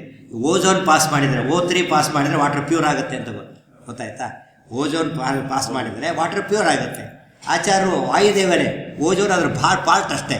ಆಚಾರ್ಯ ಸ್ನಾನ ಮಾಡಿದರೆ ಪ್ಯೂರ್ ಆಗ್ತಾ ಇತ್ತು. ಓಝೋನ್ ಕಾನ್ಸೆಪ್ಟ್ ಅದು ಟೋಟಲಿ ಸೈನ್ಸ್. ಆದ್ದರಿಂದ ಆಚಾರ್ಯ ಆನಂದ ತೀರ್ಥ ಶುದ್ಧವೇ ಮಾಡ್ತಾಯಿತ್ತು. ಇದ್ರ ವ್ಯಾಸರಾಜರು ಬರೀತಾರೆ, ಅಭ್ರಮಂ ಭಂಗರಹಿತಂ ಅಚಡಂ ವಿಮಲಂ ಸದಾ ಆನಂದ ತೀರ್ಥ ಮತುಲಂ ಭಜೇ ತಾಪತ್ರ ಯಾಪ. ಆನಂದ ತೀರ್ಥ ಮತುಲಂ ಇನ್ಕಂಪೇರಬಲ್ ಅಂತ. ಇನ್ಕಂಪೇರಬಲ್ ತೀರ್ಥ ಮಧ್ವಾಚ ಸ್ವಚ್ಛಂದ ಮೃತ್ಯು ಸುಖಯಿಸಿ ಸುಜನಂ. ಇಷ್ಟೆಲ್ಲ ಇದೆ, ನಮಗೇನು ಉಪಯೋಗ ಅವರಿಂದ ಅಂತ ಕೇಳಿದರೆ, ಸುಖಯಿಸಿ ಸುಜನಂ. ಆಚಾರ್ಯ ಚರಿತ್ರೆ ಕೇಳಿ, ಅವ್ರ ಗ್ರಂಥ ಓದಿ, ಆನಂದ ಸಖಿ ಮಧ್ವಶಾಸ್ತ್ರ ವಾಕರಣಯನ್ ಕುಸಮಯಾಗ್ರಹಿ ಪುರ. ಮಾತಿಗೆ ಆನಂದ ಕೊಡ್ತಕ್ಕಂಥ ಶಾಸ್ತ್ರ ಆಚಾರ್ಯ ಶಾಸ್ತ್ರ. ಅದು ಓದ್ತಾ ಇದ್ರೆ ಅಷ್ಟು ಖುಷಿಯಾಗುತ್ತೆ ಮನಸ್ಸಿಗೆ. ಯಾವ ಟಿ ವಿ ನೋಡಿದ್ರೆ ಅಷ್ಟು ಆನಂದ ಆಗೋದಿಲ್ಲ, ಯಾವ ಕಾದಂಬರಿ ಅಷ್ಟು ಆನಂದ ಆಗೋದಿಲ್ಲ. ಆಚಾರ್ಯ ಶಾಸ್ತ್ರ ಅಷ್ಟು ಆನಂದ ಕೊಡ್ತಕ್ಕಂಥ ಶಾಸ್ತ್ರ. ತೀರ್ಥರು ಸರ್ವಸಂಗ ಪರಿತ್ಯಾಗ ಮಾಡಿ ಆಚಾರ್ಯ ಶಾಸ್ತ್ರ ಓದಕ್ಕೆ ಬಂದು. ರಾಯರು ಪೂರ್ವಾಶ್ರಮ ಹೇಳಿದ್ದೇನೆ, ಪ್ರತಿ ಸತ್ಯ ಹೇಳ್ತಿರ್ತೇನೆ. ಪೂರ್ವಾಶ್ರಮದಲ್ಲಿ ವಾರಕ್ಕೆ ಒಪ್ಪತ್ತು ಅರ್ಧ ಹೊಟ್ಟೆ ಊಟ. ಇಮ್ಯಾಜಿನ್ ಮಾಡೋಕ್ಕೆ ಸಾಧ್ಯ ಇಲ್ಲ. ವಾರಕ್ಕೆ ಒಪ್ಪತ್ತು ಅರ್ಧ ಹೊಟ್ಟೆ ಊಟ. ಆ ರೀತಿ 4 ವರ್ಷ ಇದ್ದಾರೆ. ಯಾತಕ್ಕೆ ಗೊತ್ತಾ? ಏನಾದರೂ ಊಟದ ವ್ಯವಸ್ಥೆ ಮಾಡಿ ಟ್ರೈ ಮಾಡ್ಲಿಕ್ಕೆ ಹೋದರೆ ಆಚಾರ್ಯ ಶಾಸ್ತ್ರ ಓದೋದು ಮಿಸ್ ಆಗಿಬಿಡುತ್ತೆ ಅಂತೆ. ಶಾಸ್ತ್ರ ಮುಖ್ಯಾದ ಶಸ್ತ್ರ. ಇವತ್ತು ಟಿ ವಿ ನೋಡ್ತಾರೆ, ಕಣ್ಣು ಮುಚ್ಚಕ್ಕೆ ಇಷ್ಟಪಡೋದಿಲ್ಲ. ಅದು last over, last ball, sixer ಹೊಡಿಬೇಕಾಗಿದೆ, ಕಣ್ಣು ಹೀಗೆ ಹೋಗ್ಬಿಟ್ಟಿರ್ತಾರೆ. ಏನಾಗುತ್ತೋ ನೋಡಬೇಕು, ಅಷ್ಟು ಕುತೂಹಲ ಇರುತ್ತೆ. ಆಚಾರ್ಯರು ಮಹಿಮೆ ನೋಡ್ತಿದ್ದಾಗ ಕಣ್ಣು ಮುಚ್ಚಲಿಕ್ಕೆ ಸಾಧ್ಯ ಇಲ್ಲಂತೆ. ಅಂಥ ಒಂದು ಮಹಿಮೆ ಆಚಾರ್ಯರು. ಅಂಥ ಮಹಿಮೆ ತೋರಿಸ್ತಕ್ಕಂಥವರು ಎಷ್ಟು ಕೊಂಡಾಡಿ ಸುಖಯಿಸಿ ಸುಜನ. ಇವತ್ತು ನಿಮಗೆ ಆಟ ಗೀಟ ಎಂಜಾಯಬಲ್ ಆಗುತ್ತಲ್ಲ, ಪಾಠ ಇನ್ನೂ ಎಂಜಾಯಬಲ್ ಅಂತ ಹೇಳಿದ್ದಾರೆ. ಆಟಕ್ಕಿಂತ ಪಾಠ ದೊಡ್ಡದು. ಆಟ ಫಿಸಿಕಲ್ಲು, ಪಾಠ ಇಂಟೆಲೆಕ್ಚು ಸ್ಪಿರಿಚುವಲ್ಲು. ಪಾಠ ಸ್ಪಿರಿಚುವಲ್ ಆದ್ದರಿಂದ ಮತ್ತು ಕಾಫಿ ತಲೆ ಮೇಲೆ ಹಾಕ್ಕೊಂಡು ಏನು ಅನಿಸುತ್ತೆ? ಹೊಟ್ಟೆ ಒಳಗೆ ಹಾಕ್ಕೊಂಡು ಏನಾಗುತ್ತೆ? ಒಳಗೆ ಕುಡಿದ ಖುಷಿ ಆಗುತ್ತೆ, ತಲೆ ಬಿಸಿ ಆಗುತ್ತೆ ಅಷ್ಟೇ. ಗೊತ್ತಾಯ್ತಾ? ಮೈ ಮೇಲೆ ಹಾಕ್ಕೊಂಡ್ರೆ ಅದು ಸ್ನಾನ, ಒಳಗೆ ಕುಡಿದ್ರೆ ಅದು ಅಧ್ಯಯನ. ಮತ್ತು ಅಧ್ಯಯನಕ್ಕಿರೋ ಶಕ್ತಿನೇ ಅಂತ. ಆ ಸುಖಯಿಸು ಜನಂ ದೇವಕಿಂ ಚಿತ್ರ ಮಾತ್ರ. ಇಷ್ಟೆಲ್ಲ ಮಾಡ್ತೀರಲ್ಲ, ಇದು ನಿಮಗೇನು ಭಾರಿ ದೊಡ್ಡ ವಿಚಾರ ಅಲ್ಲ. ಯಾರು ಗೊತ್ತಾ? ತ್ರಾತ ಯಶ್ಯ ತ್ರಿಧಾಮ. ನಿಮ್ಮಪ್ಪ ಯಾರು? ಕಾಪಾಡೋರು ಯಾರು ಗೊತ್ತಾ? ತ್ರಿಧಾಮ. ಶ್ವೇತದ್ವೀಪ ಅನಂತಾತರ ವೈಕುಂಠದ ಅಧಿಪತಿ ನಾರಾಯಣ ನಿಮ್ಮನ್ನು ಕಾಪಾಡುತ್ತಾನೆ. ಅಂಥ ವ್ಯಕ್ತಿಯಿಂದ ಕೇಳಬೇಕಾ? ಕಿಂಕರರು ಯಾರು? ಸ್ವಾಮಿ ನೋಡಿದರೆ ಆತ. ದಾಸರು ಯಾರು? ಶಂಕರಾದ್ಯಾ. ಕಿಂಕರ ಶಂಕರಾದ್ಯಾ. ರುದ್ರಾದಿ ದೇವತೆಗಳು ದಾಸಾನ ದಾಸರು. ಭಗವಂತ ಸ್ವಾಮಿ. ಎಷ್ಟು ಗ್ರೇಟ್ ಇರಬೇಕು ನೀವು. ಇದನ್ನು ಅರ್ಥ ಮಾಡಿಕೊಂಡ್ರೆ ಆಚಾರ್ಯ ಮಹಿ ಒಂದು ಶ್ಲೋಕದಲ್ಲಿ ಹೇಳಿದ ರೀತಿ ಇದು ವಾಯುಸ್ತುತಿಯಲ್ಲಿ ಎಷ್ಟು ವಿಷಯ ಸಂಗ್ರಹ ಮಾಡ್ತಾರೆ. ಅದಿಷ್ಟು ನೀವು ಅರ್ಥ ಮಾಡ್ಕೋಬೇಕಾದ್ರೆ ಇಡೀ ರಾಮಾಯಣ, ಮಹಾಭಾರತ, ಭಾಗವತ ಎಲ್ಲದನ್ನು ತಿಳಿದಿದ್ದರೆ ವಾಯುಸ್ತುತಿ ಅಷ್ಟು ಚೆನ್ನಾಗಿ ಅರ್ಥ ಆಗ್ತದೆ. ಇದನ್ನು ಓದಿದರೆ ಅದು ಓದೋ ಅರ್ಹತೆ ಬರ್ತದೆ. ವಾಯುಸ್ತುತಿ ಓದ್ತಾ ಹೋದರೆ ಸರ್ವಮೂಲ ಗ್ರಂಥ ಅರ್ಥ ಮಾಡ್ಕೊಳ್ಳೋ ಕೆಪಾಸಿಟಿ ಬರ್ತದೆ. ಮಹಾಭಾರತ ರಾಮಾಯಣ ನಮಗೆ ಅರ್ಥ ಆಗ್ತದೆ. ಈ ಮಾತನ್ನು ನಾನಲ್ಲ, ವಾದಿರಾಜ ಸ್ವಾಮಿಗಳು ಹೇಳ್ತಾರೆ. ಈ ಮಾತು ವಾದಿರಾಜ ಸ್ವಾಮಿಗಳು ಮಹಾಭಾರತ ತಾತ್ಪರ್ಯ ನಿರ್ಣಯಕ್ಕೆ ಭಾವಪ್ರಕಾಶಿಕ ಅಂತ ಒಂದು ಒಳ್ಳೆಯ ವ್ಯಾಖ್ಯಾನ ಬರೆದಿದ್ದಾರೆ. ಭಾಳ ಪೂರ್ವ ವ್ಯಾಖ್ಯಾನ ತಾತ್ಪರ್ಯ ನಿರ್ಣಯಕ್ಕೆ. ಅವರ ಆರಂಭದಲ್ಲಿ ಬರೀತಾರೆ, ಮಧ್ವಾಚಾರ್ಯರಂಥ ಸಾಮಾನ್ಯ ಅಲ್ಲ. ಮಾಧ್ವಗ್ರಂಥ ಶಾಭಿಸಂಧಿ ವಿದುರ್ದೇವಾಹ ನ ಮಾನವಾಹ. ಆಚಾರ್ಯ ಸರ್ವಮೂಲ ಗ್ರಂಥ ಅರ್ಥ ಆಗಬೇಕಾದರೆ ದೇವತೆಗಳಿಗೆ ಸಾಧ್ಯ, ಮನುಷ್ಯರಿಗಲ್ಲ, ನಮ್ಮಂಥವ್ರಿಗಲ್ಲ ಅಂತ ಹೇಳಿಬಿಡ್ತಾರೆ. ಮತ್ತು ನೀವು ಬರಿತಾ ಇದ್ದೀರಲ್ಲ, ಅರ್ಥ ಆಗುತ್ತಲ್ಲ ನಿಮಗೆ? ಅರ್ಥ ಆಗದೆ ಬರೆಯಲಿಕ್ಕೆ ಸಾಧ್ಯನಾ? ನಮಗೆ ಅರ್ಥ ಆಗಿದೆ ಅಂತೇಳಿ. ನಿಮ್ಗೆ ಹೇಗೆ ಅರ್ಥ ಆಯಿತು? ಅವ್ರು ಬರೀತಾರೆ, ವಾಯುಸ್ತುತಿ ರತಿರ್ನಿತ್ಯಂ ವೇದಾಹಂತು ಕಥಂಚನ. ಪ್ರತಿ ದಿವಸ ವಾಯುಸ್ತುತಿ ತಪ್ಪದೆ ಹೇಳ್ತೇನೆ, ಅದಕ್ಕೆ ಅರ್ಥ ಆಗುತ್ತೆ ಅಂತ ಹೇಳ್ತಾರೆ. ಅರ್ಥ ಆಯ್ತಾ? ಪ್ರತಿ ದಿವಸ ವಾಯುಸ್ತುತಿ ಯಾರು ಹೇಳ್ತಾರೋ ಅವರಿಗೆ ಸ್ವರಮೂಲ ಅರ್ಥ ಆಗುತ್ತೆ ಅಂದರೆ ಕ್ಲಾಸ್ ಪಾಠ ಅರ್ಥ ಆಗದೆ ಇರುತ್ತಾ? ವಾಯುಸ್ತುತಿ ಹೇಳಿ ನೀವು ಪರೀಕ್ಷೆಗೆ ಹೋಗಿ ಫೇಲ್ ಆಗೋ ಚಾನ್ಸೇ ಇಲ್ಲ. ನಮ್ಮ ಜನ ಹಾಗಲ್ಲ. ವಾಯುಸ್ತುತಿ ಟೈಮ್ ವೇಸ್ಟ್ ಆಗುತ್ತೆ, ಓದ್ಬೋದು ಅಂತ ತಿಳ್ಕೊಂಡಿರ್ತಾರೆ. ಟೈಮ್ ವೇಸ್ಟ್, ಊಟ ಮಾಡಿದ್ರೆ ಟೈಮ್ ವೇಸ್ಟ್ ಆಗುತ್ತಾ? ನೀರು ಬಿಟ್ಟು ಟೈಮ್ ವೇಸ್ಟಾ? ಇವತ್ತು ವಾಯುಸ್ಥಿತಿ ಹೇಳೋದಂದ್ರೆ ಅದು ನಮ್ಮ ಪೆಟ್ರೋಲ್ ಫಿಲಪ್ ಮಾಡ್ಕೊಂಡು ಹೋದಾಗ ವೆಹಿಕಲ್ ಎಷ್ಟು ಹುಷಾಗಿರಬೇಕು. ವಾಯುಸ್ಥಿತಿಗೆ ಅಂಥ ಶಕ್ತಿ ಇದೆ. ನಿಮಗೆ ಅರ್ಥ ಆಗೋದಿಲ್ಲ. ಮಕ್ಕಳು ದಡ್ಡಿರ್ತಾರೆ, ಅದನ್ನು ವಾಯುಸ್ಥಿತಿ ಹೇಳ್ಕೊಡಿ, ಭಾರಿ ಬುದ್ಧಿವಂತರಾಗ್ತಾರೆ. ಉಪನಯನಾಗಿರಬೇಕು. ಗಾಯತ್ರಿ ಮಂತ್ರ, ವಾಯುಸ್ಥಿತಿ, ವಿಷ್ಣು ಸಹಸ್ರನಾಮ ಮೂರಿತ್ತು ಅಂದರೆ ಅದು ಸೋಲು ಬರೋ ಚಾನ್ಸೇ ಬರೋದಿಲ್ಲ. ಅಂಥ ಒಂದು ಸಿದ್ಧಿಯನ್ನು ವಾಯುಸ್ಥಿತಿ ಕೊಡುತ್ತೆ. ಅದನ್ನು ಹೇಳೋದಕ್ಕೆ ಜಗತ್ವತ ವಶಗಂ ಕಿಂಕರಾಹ ಶಂಕರಾದ್ಯಾಹ. ಇಡೀ ಜಗತ್ತನ್ನೇ ಕೈಲಿಟ್ಕೊಂಡಿದ್ದೀವಿ. ಜಗತ್ತನ್ನು ಕೈಲಿಟ್ಕೊಂಡಿದ್ದಾರೆ ವಾಯುದೇವರು. ಏನು ಜಗತ್ತನ್ನು ಕೈಲಿಟ್ಕೊಳ್ಳೋಕ್ಕೆ ಸಾಧ್ಯ ಇದೆ ಅಂತ ಕೇಳಿದರೆ ಸಿಂಪಲ್ ಅದು. ಅವ್ರು ಯಾರು ಗೊತ್ತಾ? ಉಸಿರಿನ ದೇವತೆಯವರು, ಉಸಿರಾಟದ ದೇವತೆ. 6321000 32 ಶ್ವಾಸ ಜಪಗಳ 3 ವಿಧ ಜೀವರೊಳಗೆ ಅಬ್ಜಜ ಕಲ್ಪ ಬರೆಯಂತ ತಾರಚಿಸಿ ಸಾತ್ವರಿಗೆ ಸುಖ ಸಂಸಾರ ವಿಶ್ರಲಿಗೆ ಅಥವಾ ಜನರಿಗೆ ಅಪಾರ ದುಃಖ ಗಡಿಯುವ ಗುರು ಪವಮಾನ ಸಲಹೆ. ಈ ಮಾತು ಕೇಳಿದ್ಮೇಲೆ ಡೌಟ್ ಇರೋ ಪ್ರಸಂಗ ಇಲ್ಲ. ಇವತ್ತು ಮನುಷ್ಯನಿಗೆ ಏನು ಮಾಡಿದ್ರು ಅವ್ನು ತಡ್ಕೊಂಡಿರ್ತಾನೆ. ಮೂಗು ಹಿಡಿದ್ರೆ ಕತೆ ಮುಗೀತು, ಗೊತ್ತಾಯ್ತಾ? ಉಸಿರು ಕಂಟ್ರೋಲ್ಸ್ ಎವರಿಥಿಂಗ್. ಅದಕ್ಕೆ ಪ್ರಾಣಾಯಾಮ ಅಂತ ಕರೀತಾರೆ. ಇವತ್ತು ಉಸಿರಿನಿಂದ ನಮ್ಮ ದೇಹ ಬದುಕಿದೆ. ಉಸಿರಿನಿಂದ ದೇಹ ಬದುಕಿದೆಯಾ? ಉಸಿರ ನಿಯಂತ್ರಣ ಮಾಡೋದು ಯಾರು ಅಂದರೆ ವಾಯುದೇವರು. ಅದಕ್ಕೆ ಜಗದುತ ವಶಗಂ ಅಂತ ಕರೀತಾರೆ. ಜಗತ್ತು ನಿಮ್ಮ ಕೈಯಲ್ಲಿದೆ. ಸ್ವಾಮಿ ನಾರಾಯಣ ನಿಮ್ಮ ಮೇಲಿದ್ದಾನೆ, ರುದ್ರಾದಿ ದೇವತೆಗಳು ಕಿಕ್ಕರರಾಗಿದ್ದಾರೆ. ಜಗತ್ತು ಕೈಯಲ್ಲಿದೆ. ನಿಮ್ಮಲ್ಲಿ ಏನು ಆಶ್ಚರ್ಯ ಇದೆಯಲ್ಲ ಅಂತ ಕೇಳ್ತಾರೆ. ಕಿಮತ್ರ ಚಿತ್ರಂ ಅಂತ ಹೇಳಿದ ಹಾಗೆ ಕಿಂ ತತ್ರ ಚರಿತ್ರಂ. ಆಶ್ಚರ್ಯವೇ ಇಲ್ಲ. ನಿಜವಾಗ್ಲೂ ಭಾರಿ ದೊಡ್ಡವರು. ಪ್ರಾಣದ ಅಭಿಮಾನಿ ದೇವತೆ ವಾಯುದೇವ. ಇವತ್ತು ಮೂಗಿನ ಅಭಿಮಾನ ದೇವತೆ ಇದ್ದಾರೆ, ಕಣ್ಣಿಗಿದ್ದಾರೆ, ಎಲ್ಲದಕ್ಕೂ ಅಭಿಮಾನ ದೇವತೆಗಳಿದ್ದಾರೆ. ನಾವೆಲ್ಲ ಮಿನಿಸ್ಟ್ರ್ ಬಿಡ್ತಾರಲ್ಲ ಹಾಗೆ, ಒಂದೊಂದು ಡಿಪಾರ್ಟ್ಮೆಂಟ್ ಮಿನಿಸ್ಟರ್ ಹೇಗಿರ್ತಾರೋ ಪರಮಾತ್ಮರ ಮಿನಿಸ್ಟ್ರಿ ಸಿಂಪಲ್ 24 ಜನ ಅಷ್ಟೇ. ಎಷ್ಟೋ ಜನ ಇರ್ತಾರೆ ಇಲ್ಲಿ, 24 ಜನ ಅಷ್ಟೇ. ಆದರೆ ಇಡೀ ದೇಹ ಮೇಂಟೈನ್ ಮಾಡ್ತಾರೆ. ಕಣ್ಣು, ಕೈ, ಕಾಲು, ಕಿವಿ, 5 ಜ್ಞಾನೇಂದ್ರಿಯ, 5 ಕರ್ಮೇಂದ್ರಿಯ, ಮನಸ್ಸು, ಪಂಚಭೂತಗಳು, ಗೊತ್ತಾಯ್ತಾ? ಆಮೇಲೆ ಮಹತ್ತತ್ವ, ಅಹಂಕಾರ ತತ್ವ, ಅವ್ಯಕ್ತ ತತ್ವ, ಇಷ್ಟೆಲ್ಲ ತತ್ವಗಳು ಸೇರಿ 24 ತತ್ವ ಆಗುತ್ತೆ. ಅಷ್ಟು ತತ್ವಗಳನ್ನು ಕಂಟ್ರೋಲ್ ಮಾಡೋರು ಯಾರು ಗೊತ್ತಾ? ವಾಯುದೇವ. ಅವ್ರ ಮೇಲೆ ನಾರಾಯಣ. ಪ್ರಾಣಸ್ಯ ಪ್ರಾಣ ಅಂತ ಕೃತಿಯರಮಣ ಪ್ರದ್ಯುಮ್ನ ನಂದನೆ 24 ತತ್ವಪತಿ ದೇವತೆಗಳಿಗೆ ಗುರು ಎನಿಸುತ್ತೀಹ ಮಾರುತ ನಡೆಸಪತ್ನಿ. 24 ತತ್ವಗಳಲ್ಲಿ ಪ್ರಧಾನವಾದದ್ದು ಪ್ರಾಣದೇವರು ನಿಂತು ಮಾಡ್ತಾ ಇದ್ದಾರೆ. ಅಂಥ ಪ್ರಾಣದೇವರ ಮಹಿಮೆ ತಿಳ್ಕೊಂಡ್ರೆ ನಮಗೆ ಅವರು ಜಗತ್ತನ್ನೇ ವಶದಲ್ಲಿಟ್ಕೊಂಡಿರೋನು ಮಾತಾಡ್ತಾ ಆಗುತ್ತೆ. ಅದನ್ನೇ ಶ್ರೀಪಾದರಾಜರು ಜಯ ಜಯ ಜಗತ್ರಾಣ ಜಗದೊಳಗೆ ಸತ್ರಾಣ ಅಖಿಲ ಗುಣ ಸದ್ಧಾಮ ಶ್ರೀ ಮಧ್ವನಾಮ. ಮಧ್ವನಾಮ ಅಂತ ಹೇಳಬೇಕಾದ್ರೆ ಜಯ ಜಯ ಜಗತ್ರಾಣ, ಅದನ್ನೇ ಜಗದುತ ವಶಗಂ ಅನ್ನೋ ಪದದಿಂದ ವಾಯುಸ್ತುತಿಯಲ್ಲಿ ಹೇಳಿದ್ದಾರೆ. ಒಂದು ಶ್ಲೋಕ ತಿಳ್ಕೊಂಡ್ರು ವಾಯುದೇವರ ಮೇಲೆ ಎಷ್ಟು ಅರ್ಥ ಆಗುತ್ತಲ್ಲ. ಇಡೀ ವಾಯುಸ್ತುತಿ ಓದಿದರೆ ಆಲ್ರೌಂಡ್ ಗ್ರೇಟೆಸ್ಟ್ ಆಫ್ ವಾಯುದೇವರು. ಮೊದಲ 12 ಶ್ಲೋಕದಲ್ಲಿ ವಾಯುದೇವರ ಸ್ತೋತ್ರವನ್ನು ಮಾಡ್ತಾರೆ. ಆಮೇಲೆ ಒಂದೇ 5 ಶ್ಲೋಕದಲ್ಲಿ ಹನುಮದವತಾರ, 5 ಶ್ಲೋಕ ಭೀಮಾವತಾರ, 3 ಶ್ಲೋಕ ಮಧ್ವಾವತಾರ. ಇಷ್ಟು ಬರೆದು ಇಡೀ ವಾಯುದೇವರ ಸಮಗ್ರ ಪರಿಚಯ ಮಾಡಿಕೊಡ್ತಕ್ಕಂತಹ ಅಮೂಲ್ಯವಾದ ಕೃತಿ ಅದು ಹರಿವಾಯುಸ್ತುತಿ. ಆದ್ದರಿಂದ ಅದೆಲ್ಲರೂ ತಪ್ಪದೆ ಕಲಿಯಲೇಬೇಕು. ಆಗ ಜೀವನ ಒಳ್ಳೆ ಪರಿವರ್ತನೆ ಆಗ್ತದೆ. ನಮ್ಮ ಆಪತ್ತುಗಳನ್ನು ಪರಿಹಾರ ಮಾಡೋ ಶಕ್ತಿ ಅದಕ್ಕಿದೆ.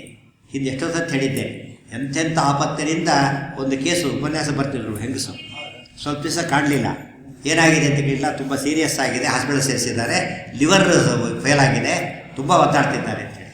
ಆಗ ಅವ್ರ ಮಗ ಬಂದು ತುಂಬ ದುಃಖಪಟ್ಟ, ಹೀಗಾಗಿದೆ, ಅದಕ್ಕೆ ಬರ್ಲಿಕ್ಕಾಗ್ತಾ ಇಲ್ಲ ಅಂತ ಹೇಳಿದಾಗ ಏನಾದ್ರು ಮಾಡಬಹುದಾ? ತುಂಬ ಕಟ್ಬಿಟ್ಟು ನೋಡಲಿಕ್ಕೆ ಆಗೋದಿಲ್ಲ, ಡಾಕ್ಟ್ರು ಕರ್ಕೊಂಡೋಗಿ ಅಂತ ಹೇಳ್ತಾ ಇದ್ದಾರೆ, ವಾಸಿ ಮಾಡೋಕ್ಕಾಗೋದಿಲ್ಲ ಅಂತ ಕೇಳಿದಾಗ ಆಯ್ತು ವಾಯುಸ್ತುತಿ ಪುರಸ್ಕರಣೆ ಮಾಡಿಸೋ ಒಳ್ಳೇದಾಗತ್ತೆ ಅಂತ ಹೇಳಿದ ತಕ್ಷಣ ಮಾಡಿಸ್ತೇನೆ ಅಂತ ಹೋದ. ಒಂದು 4-5 ದಿವಸ ಆಯಿತು, ಬಂದ. ಭಾಳ ಗೆಲುವಿನಿಂದ ಬಂದ, ಡಲ್ಲಾಗಿರಲಿಲ್ಲ. ಏನು ಅಂತ ಕೇಳಿದರೆ ಅವತ್ತು ಶುರು ಮಾಡಿದ ದಿವಸದಿಂದ ಇಂಪ್ರೂವ್ಮೆಂಟ್ ಕಾಣಿಸೋಕ್ಕೆ ಶುರುವಾಗಿದೆ ಅಂತೇಳಿ. ವಾಯುಸ್ತುತಿ ಶುರುವಾಯಿತು, ಇಂಪ್ರೂವ್ಮೆಂಟ್ ಕಾಣಿಸ್ತಾ ಇದೆ. ಆ್ಯಕ್ಚುಲಿ ಅವರು ಬಾಡಿ ಬರಬೇಕಾಗಿತ್ತು, ಅವರೇ ಬಂದರು 40 ದಿವಸಕ್ಕೆ. ಇನ್ನೂ ಬಂದ 8-10 ವರ್ಷ ಸುಖವಾಗಿದ್ದಾರೆ, ಏನೂ ಆಗಿಲ್ಲ ಅವರಿಗೆ, ಪೂರ್ತಿ ವಾಸಿ ಆಗಬೇಕು. ಗೊತ್ತಾಯ್ತಾ? ಡಾಕ್ಟ್ರ್ ಪ್ರಕಾರ ಸಾಯಲೇಬೇಕಾಗಿತ್ತು ಕೇಸ್ ಪ್ರಕಾರ. ಆದರೆ ಇವು ಸುಖವಾಗಿದ್ದಾರೆ, ಯಾವ ರೋಗನೇ ಇಲ್ಲ. ಬಂದೆ ವಾಯುಸ್ಥಿತಿ ಮಹಿಮೆ ಗೊತ್ತಾಗ್ತದಲ್ಲ. ಇದರರ್ಥ ಡಾಕ್ಟ್ರ್ ಹತ್ರ ಹೋಗಬೇಡಿ ಅಂತ ಅರ್ಥ ಅಲ್ಲ. ಡಾಕ್ಟ್ರ್ ಪ್ರಯತ್ನ ಎಕ್ಸ್ಟರ್ನಲ್, ಇಂಟರ್ನಲ್ ಅಂದರೆ ಅನುಗ್ರಹ ಬೇಕಾದ್ರೆ ಅದನ್ನು ಮಾಡಿ ನೆಪ ಅಷ್ಟೇ. ಅದು ನೆಪ. ಇಂಜೆಕ್ಷನ್ ಚುಚ್ಚುತ್ತಾರೆ, ಚುಚ್ಚಿದ್ದಕ್ಕೆ ವಾಸಿ ಆಗೋದಿಲ್ಲ, ಒಳಗೆ ಔಷಧಿ ಹೋಗಿದ್ದಕ್ಕೆ ವಾಸಿ ಆಗುತ್ತೆ. ಚುಚ್ಚಿದ್ದಕ್ಕೆ ವಾಸಿ ಆಗೋದಿಲ್ಲ. ಅದಕ್ಕೆ ಸೈನ್ಸ್ ಎಲ್ಲ ಅದು ಮೆಟೀರಿಯಲ್, ವಾಯುಸ್ಥಿತಿ ಸ್ಪಿರಿಚುವಲ್. ಅದರಿಂದ ಕೆಲಸ ಮಾಡಿದಾಗ ನಿಮಗೆ ಇವತ್ತು ನೋಡಿ ಬರೀ ಕೈಲಿ ಎಸಿತೀರಿ, ಇಲ್ಲಿಂದ ಒಂದು ಬುಲೆಟ್ ತೊಗೊಂಡು ಎಸಿತೀರಿ, ಏನು ಕಲ್ಲು ಬಿದ್ದಾಗುತ್ತೆ, ಏನೋ ಯಾರೂ ಸಾಯೋದಿಲ್ಲ ಅದರಿಂದ. ಅದೇ ಬುಲೆಟ್ ರಿವಾಲ್ವರ್ ಇಟ್ಟು ಹೊಡಿತೀರಿ, ತಕ್ಷಣ ಸತ್ತು ಹೋಗ್ತಾರೆ. ಇದರಿಂದ ಹೋದಾಗ ಸತ್ತು ಹೋಗ್ತದೆ. ಅದು ವಾಯುಸ್ಥಿತಿ ಹೇಳಿ ಔಷಧಿ ಕೊಡಿಸಿದರೆ ರಿವಾಲ್ವರ್ ಇಟ್ಟು ಗುಂಡು ಹೊಡೆದಾಗ ವಾಸಿ ಆಗುತ್ತೆ. ಆದರೆ ಎಲ್ಲರೂ ಅಭ್ಯಾಸ ಮಾಡ್ಕೋಬೇಕು. ಇವತ್ತು ಬರೀ ಸೈನ್ಸನ್ನು ನಂಬಾರ್ದು ಮತ್ತೆ ಬಿಡಬಾರ್ದು. ಸೈನ್ಸಿನ ಮೇಲೆ ಭಗವಂತ, ಸೂಪರ್ ಸೈನ್ಸ್ ಭಗವಂತ ಇದ್ದಾನದ್ರಿಂದಾಗಿಯೇ ದೇವರ ದಯ ಇರಲಿ ಅಂತ ನಂಬಿಕೊಂಡು ನಾವೇನಾದರೂ ಇದನ್ನು ಮಾಡಿದರೆ ವಂಡರ್ಸ್ ಮಾಡಲಿಕ್ಕೆ ಬರುತ್ತೆ. ಅದನ್ನು ಮಾಡೋ ವಿವೇಕ ನಮಗೆ ಬರಬೇಕು. ಅದು ಎಲ್ಲ ಕಡೆ ಸಿಗಲಿಕ್ಕೆ ಸಾಧ್ಯ ಇಲ್ಲ. ಅದಕ್ಕೆ ವೇದಿಕೆಗಳು ಅಂದರೆ ರಾಘವೇಂದ್ರ ಮಠದಂತಹ ಸ್ಪಿರಿಚುವಲ್ ಸೆಂಟರ್ಸ್ ಆಗಬೇಕೆ ಹೊರತು ಬೇರೆ ಕಡೆಗಿಂತ ಪ್ರವಚನ ಮಾಡೋಕ್ಕೆ ಸಾಧ್ಯ ಇಲ್ಲ. ಆದ್ದರಿಂದ ಉದ್ಯೋಗ ಮಾಡ್ತಾರೆ, ಒಳ್ಳೆ ರೀತಿ ಉದ್ಯೋಗ ಮಾಡಿಕೊಂಡ್ರೆ ಸಾಧ್ಯ ಆಗ್ತದೆ. ಇಂಥ ವಾಯುದೇವರನ್ನು ಹೇಗೆ ಸ್ತೋತ್ರ ಮಾಡಬೇಕು, ಹೇಗೆ ಏನನ್ನು ಅವರಲ್ಲಿ ಕೇಳಬೇಕು, ಏನು ಕೇಳಬೇಕು ಅನ್ನೋದನ್ನು ಎಷ್ಟು ಚೆನ್ನಾಗಿ ಹೇಳ್ತಾರೆ ಮುಂದೆ ಶ್ಲೋಕದೊಳಗೆ. ಆ ಶ್ಲೋಕ ಕೇಳ್ತಿದ್ರೆ ಆನಂದವಾಗ್ತದೆ. ಮಾತರ್ಮೇ ಮಾತರಿಶ್ವನ್ ಪಿತರತುಲಗುರು ಭ್ರಾತರಿಷ್ಟಾಪ್ತ ಬಂಧೋ ಸ್ವಾಮಿನ್ ಸರ್ವಾಂತರಾತ್ಮನ್ ಅಜರ ಜನಯಿತಃ ಜನ್ಮ ಮೃತ್ಯಾಮಯಾನಾಂ ಗೋವಿಂದೇ ದೇಹಿ ಭಕ್ತಿಂ ಭವತಿ ಚ ಭಗವನ್ ಊರ್ಜಿತಾಂ ನಿರ್ನಿಮಿತ್ತಾಂ ನಿರ್ವ್ಯಾಜಾಂ ನಿಶ್ಚಲಾಂ ಸದ್ಗುಣಗಣ ಬೃಹತೀಂ ಶಾಶ್ವತೀಂ ವಾಸುದೇವ.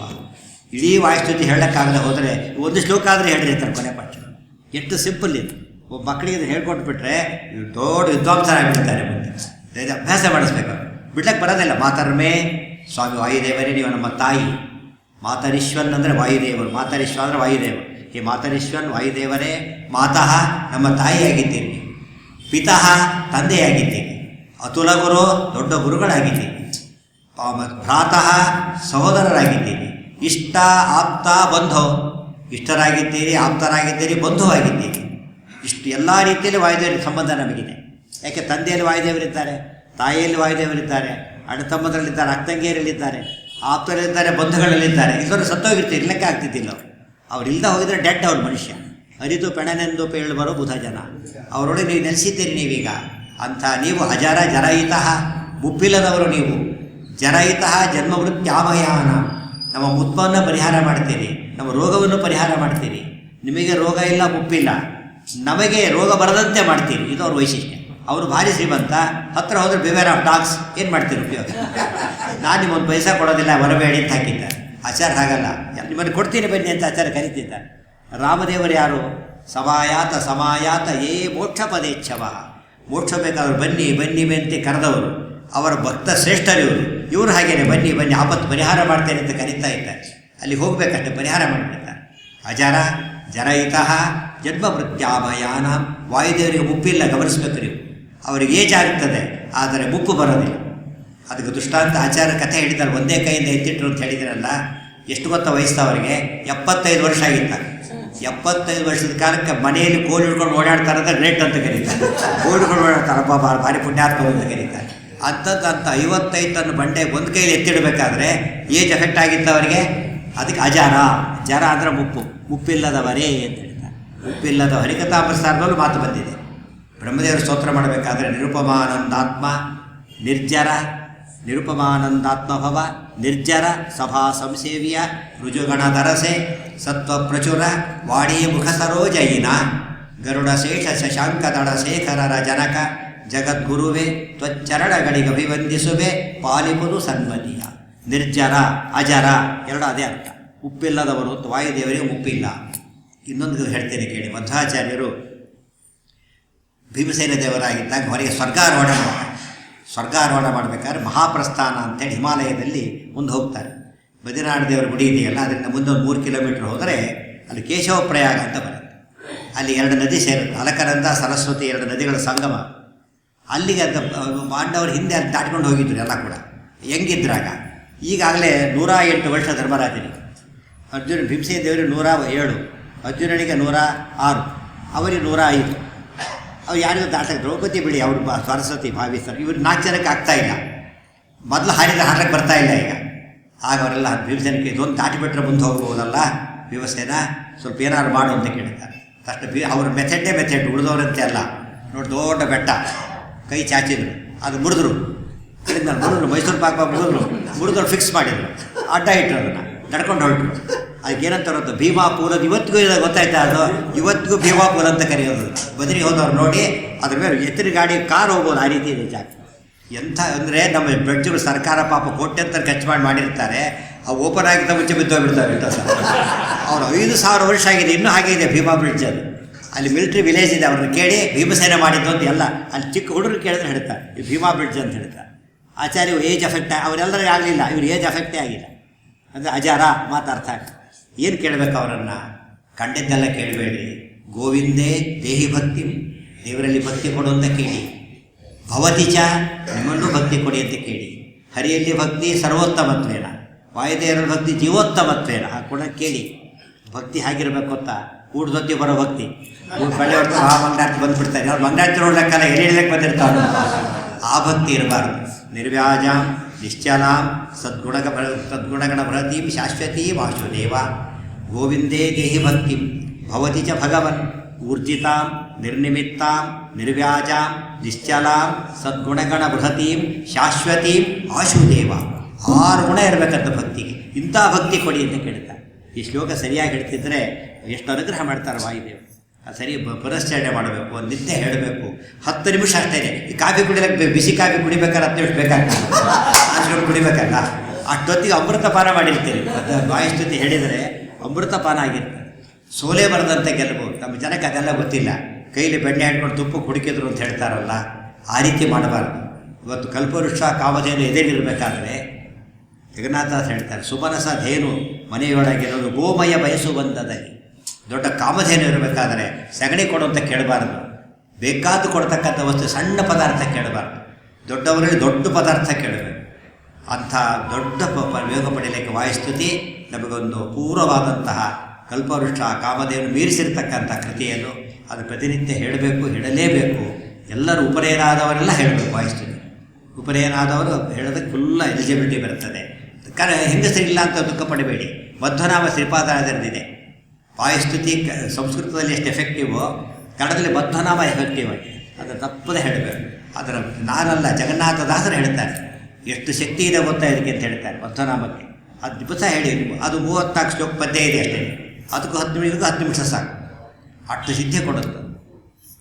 ಶ್ರೀಪಾದರಾಜ ಬೇಡಿದ ಮಧ್ವನಾಮ ಶ್ರೀಪತಿ ಜಗನ್ನಾಥ ವಿಠ್ಠಲನ ತೋರಿ ಭವ ಕೂಪಾರದಿಂದ ಕಡೆ ಹಾಯಿಸು. ಸಂಸಾರ ಸಮುದ್ರನೇ ದಾಟಿಸ್ಬಿಡ್ತಾರೆ ವಾಯುದೇವರು. ಅಂಥ ಶಕ್ತಿ ಅದರಲ್ಲಿ ಇಟ್ಟಿದ್ದಾರೆ ಅಂತೇಳಿ ಹರಿಕಥಾಮೃತ ಸಾರ ಬರೆದವರು ಹೇಳ್ತಾರೆ. ಅಂದಮೇಲೆ ಎಷ್ಟು ಶಕ್ತಿ ಇದೆ ಮಧ್ವನಾಮ. ಇದೆಲ್ಲ ಕೇಳಿದ ಮೇಲೆ ಗಂಡಸರು ವಾಯುಸ್ತುತಿಯನ್ನು, ಹೆಂಗಸರು ಮಧ್ವನಾಮನ ಹೇಳೋ ಅಭ್ಯಾಸ ಮಾಡಿಕೊಂಡ್ರೆ ಈ ಉತ್ಸವ, ರಜತ ಮಹೋತ್ಸವ ಸುವರ್ಣ ಮಹೋತ್ಸವ ಆಗ್ತದೆ. ಸಾಮಾನ್ಯ ಸಿದ್ಧಿನ ಪಡ್ಕೋಬೇಕು. ಒಳ್ಳೆಯ ವ್ಯವಸ್ಥೆ ಮಾಡಿದ್ದಾರೆ. ವರ್ಷಗಳಾಗ್ತಾನೇ ಇರ್ತದೆ. ಆದರೆ ಸಂಸ್ಥೆಯ ಬೆಳವಣಿಗೆಯನ್ನು ನೀವು ಬೇರೆದಲ್ಲಿ ತೋರಿಸ್ಬಾರ್ದು. ಕಟ್ಟಡದ ಬೆಳವಣಿಗೆ ಅನ್ನೋದು ಭೌತಿಕ, ಅದಿರಬಾರ್ದು ಅಂತ ಹೇಳೋದಿಲ್ಲ. ಆದರೆ ಅದಕ್ಕೆ ಕ್ಲಾಸ್ ದೊಡ್ಡ ರೂಮ್ ಕಟ್ಟಿಸಿದ್ರೆ ಸ್ಟೂಡೆಂಟ್ಸ್ ಎಲ್ಲ ತೊಗೊಂಡು ಏನು ಮಾಡ್ತೀವಿ? ಅದಕ್ಕೆ ತಕ್ಕಂಥ ಸಂಸ್ಕೃತಿ ಬೆಳಿಬೇಕು. ಜನರಲ್ಲಿ ಒಂದು ಇಂಟೆಲೆಕ್ಚುಯಲ್ ಕೆಪಾಸಿಟಿ ಬೆಳಿಬೇಕು, ಸ್ಪಿರಿಚುಯಾಲಿಟಿ ಬೆಳಿಬೇಕು. ಆಗ ಉದ್ಧಾರ ಆಗ್ತಾರೆ. ಅದು ನಮ್ಮ ಜೀವನಾಡಿ. ಅದು ಎಷ್ಟು ಚೆನ್ನಾಗಿರೋ ಬಾಡಿ ಇದು ಬಾಡಿ ಅಷ್ಟೇ. ಲೈಫ್ ಇದೆ, ಕುಂಟ ಕೊಡೋ ಲೈಫ್ ಇದೆ ಅಂದರೆ ಬೆಲೆ ಇದೆ. ಅದು ಬಿಲ್ದ ಹೋದ್ರೆ ಏನಿದ್ರು ಕೂಡ ಲೈಫೇ ಇಲ್ಲ ಅಂತಾರಲ್ಲ, ಹಾಗಾಗಬಾರ್ದು. ವಾಯುದೇವರು ಲೈಫ್ ಅವರು. ಆದ್ದರಿಂದ ಅವ್ರನ್ನ ಬಿಟ್ಟಿರ್ಲಿಕ್ಕೆ ಸಾಧ್ಯ ಇಲ್ಲ. ಆದ್ದರಿಂದ ಯಾವುದೇ ಮಠಮಾನ್ಯಗಳ ಮುಖ್ಯವಾದ ಗುರಿ ತತ್ವ ಪ್ರಸಾರ ಆಗಬೇಕು, ಗುರುಗಳ ಮಹಿಮೆ ಪ್ರಸಾರ ಮಾಡಬೇಕು, ದೇವರ ಮಹಿಮೆ ಹೇಳಬೇಕು. ಅಂಥ ಪ್ರಸಾರ ಕಾರ್ಯದಲ್ಲಿ ಬಹಳಷ್ಟು ಮಠಗಳು ಸೋತಿವೆ ಅಂತಲೇ ಹೇಳಬೇಕು. ನಿಜವಾಗಲೂ ಕೂಡ ಮಠಗಳು ಅಂದರೆ ಪೂಜೆ ನೈವೇದ್ಯ ಸಾಲದು. ಜನಗಳಿಗೆ ಒಂದು ಜ್ಞಾನ ಕೊಡಬೇಕು, ವ್ಯವಸ್ಥೆ ಮಾಡಬೇಕು. ಈ ಮಠ ಅಮರಜ್ಯೋತಿ ನಗರ ಭಾಳ ಅಮರ ಅಂದರೆ ಉಳಿತಕ್ಕ ಶಾಶ್ವತ ಉಳಿತಕ್ಕಂಥ ಕೆಲಸ. ಅಮರ ಜ್ಯೋತಿ ಅಂದರೆ ಜ್ಞಾನ ಜ್ಯೋತಿ, ಅಮರ ಜ್ಯೋತಿ. ಈ ಜ್ಯೋತಿ ಆರಬಹುದು, ಅದು ಅಮರ ಜ್ಯೋತಿಯಾದ ಜ್ಞಾನ ಆರೋದೇ ಇಲ್ಲ. ಅದರಿಂದಾಗಿಯೇ ಅಂಥ ಜ್ಞಾನ ಜ್ಯೋತಿಯನ್ನು ಬೆಳೆಸ್ತಕ್ಕಂಥ ಕೆಲಸವನ್ನು ಈ ಮಠ ಮಾಡಿದೆ. ಅವರು ರಜತ ಮಹೋತ್ಸವವನ್ನು ಭಾಳ ವಿಶಿಷ್ಟ ರೀತಿಯಲ್ಲಿ ಆಚರಣೆ ಮಾಡ್ತಾ ಇದ್ದಾರೆ. ನಿಜವಾದ ಅರ್ಥದಲ್ಲಿ ಯಾವಾಗ ಜ್ಞಾನವನ್ನು ಜನಕ್ಕೆ ಕೊಡಬೇಕು, ವಿದ್ವಾಂಸರಿಗೆ ಗೌರವ ತೋರಿಸ್ಬೇಕು. ಆಗ ನಿಜವಾದ ಅರ್ಥದಲ್ಲಿ ವಿದ್ವತ್ತು ಬೆಳೀತದೆ, ಸಂಸ್ಕೃತಿಯೂ ಬೆಳೀತದೆ. ಆ ರೀತಿ ಬ್ಯಾಲೆನ್ಸ್ ಮಾಡೋಕ್ಕೆ ಕೆಲಸ ಮಾಡ್ತಾ ಇದ್ದಾರೆ. ಆ ಸಮರ್ಥರಾದವರು ಇರೋದೇ ಕಾರಣ. ಕ್ಯಾಪ್ಟನ್ ರಾಜಾರಾಯರಂಥವ್ರು ಇದ್ದಾರೆ, ನಮ್ಮ ನಾಗರಾಜ್ ಅಂತವ್ರು ಇದ್ದಾರೆ. ಎಷ್ಟೋ ಜನ ಬೇರೆದ್ದಕ್ಕೆ ಒಳ್ಳೆ ಕೆಲಸ ಮಾಡ್ತಿದ್ದಾರೆ. ಇನ್ನೂ ಕೆಲಸ ವಿಶೇಷವಾಗಿ ನಡೀಲಿ. ಆ ಮೂಲಕವಾಗಿ ದಿನೇ ದಿನೇ ಹೆಚ್ಚು ಬೆಳೆದು ಸುವರ್ಣ ಮಹೋತ್ಸವಾದಿಗಳನ್ನು ಈ ಮಠ ಕಾಣಾಗಲಿ. ಆ ಮೂಲಕ ಜನತೆಯೇ ಬೆಳೆಯಂತೆ ಆಗಲಿ ಅಂತ ಹೇಳಿ ಒಂದು ಸ್ಕೂಲಲ್ಲಿ ಹೇಳಬೇಕಾದ್ರೆ ಕಷ್ಟ ಕೇಳೋದಿಲ್ಲ, ರಿಸಲ್ಟ್ ಹೇಗೆ ಬಂತು ಕೇಳ್ತಾರೆ, ರ್ಯಾಂಕ್ ಎಷ್ಟು ಬಂತು ಕೇಳ್ತಾರೆ. ಆಗ ಗೇಟ್ ಇನ್ಸ್ಟಿಟ್ಯೂಷನ್ ಅಂತ ಕರೀತಾರೆ. ಸಣ್ಣ ಬಿಲ್ಡಿಂಗು 10 ರ್ಯಾಂಕ್ ಬಂದಿದ್ದು, ಅಷ್ಟು ದೊಡ್ಡ ಬಿಲ್ಡಿಂಗು, ಎಲ್ಲ ಫೇಲ್ ಕೇಸು, 3rd ಕ್ಲಾಸ್. ಅದಕ್ಕೆ ನಾವು ಎಷ್ಟು ಜನ ಸುಸಂಸ್ಕೃತರಾಗಿದ್ದಾರೆ, ಅದ್ರ ಮೇಲೆ ಬೆಳೆಯುತ್ತಾ. ಅದು ರಾಯರು ಬಂದಿರೋದೇ ಅದಕ್ಕೋಸ್ಕರ, ರಾಯರು ಅವತಾರ ಮಾಡಿದ್ರೆ ಅದಕ್ಕೋಸ್ಕರ. ಅಂಥ ಮಹಾನುಭಾವರನ್ನು ನಾವು ನಿಜವಾದ ಅರ್ಥದಲ್ಲಿ ಸಾರ್ಥಕ ಮಾಡ್ಕೋಬೇಕಾದ್ರೆ ಇದು ಒಂದೇ ದಾರಿ. ಈ ಕೆಲಸ ಮಾಡಿರ್ತಕ್ಕಂಥ ಎಲ್ಲರಿಗೂ ವಿಶೇಷ ಧನ್ಯವಾದಗಳನ್ನು ಹೇಳ್ತಾ, ಅಭಿನಂದನೆಗಳನ್ನು ಹೇಳ್ತಾ, ಗೊತ್ತಾದ ಕೃತಿಗಳನ್ನು ನಿಮಗೂ ಕೃತಜ್ಞತೆಗಳನ್ನು ಹೇಳ್ತಾ 4 ಮಾತುಗಳನ್ನು ಕೃಷ್ಣಾರ್ಪಣ ವಸ್ತು. ಸರ್ವೇಂದ್ರಿಯೇಣ ಶ್ರೀ ಪ್ರಾಣಪತಿರೇರಿತಃ ಯದ ಊರ್ಜಮಹಂ ತೇನ ಪ್ರಿಯತಾಂ ಕಮಲಾಲಯ.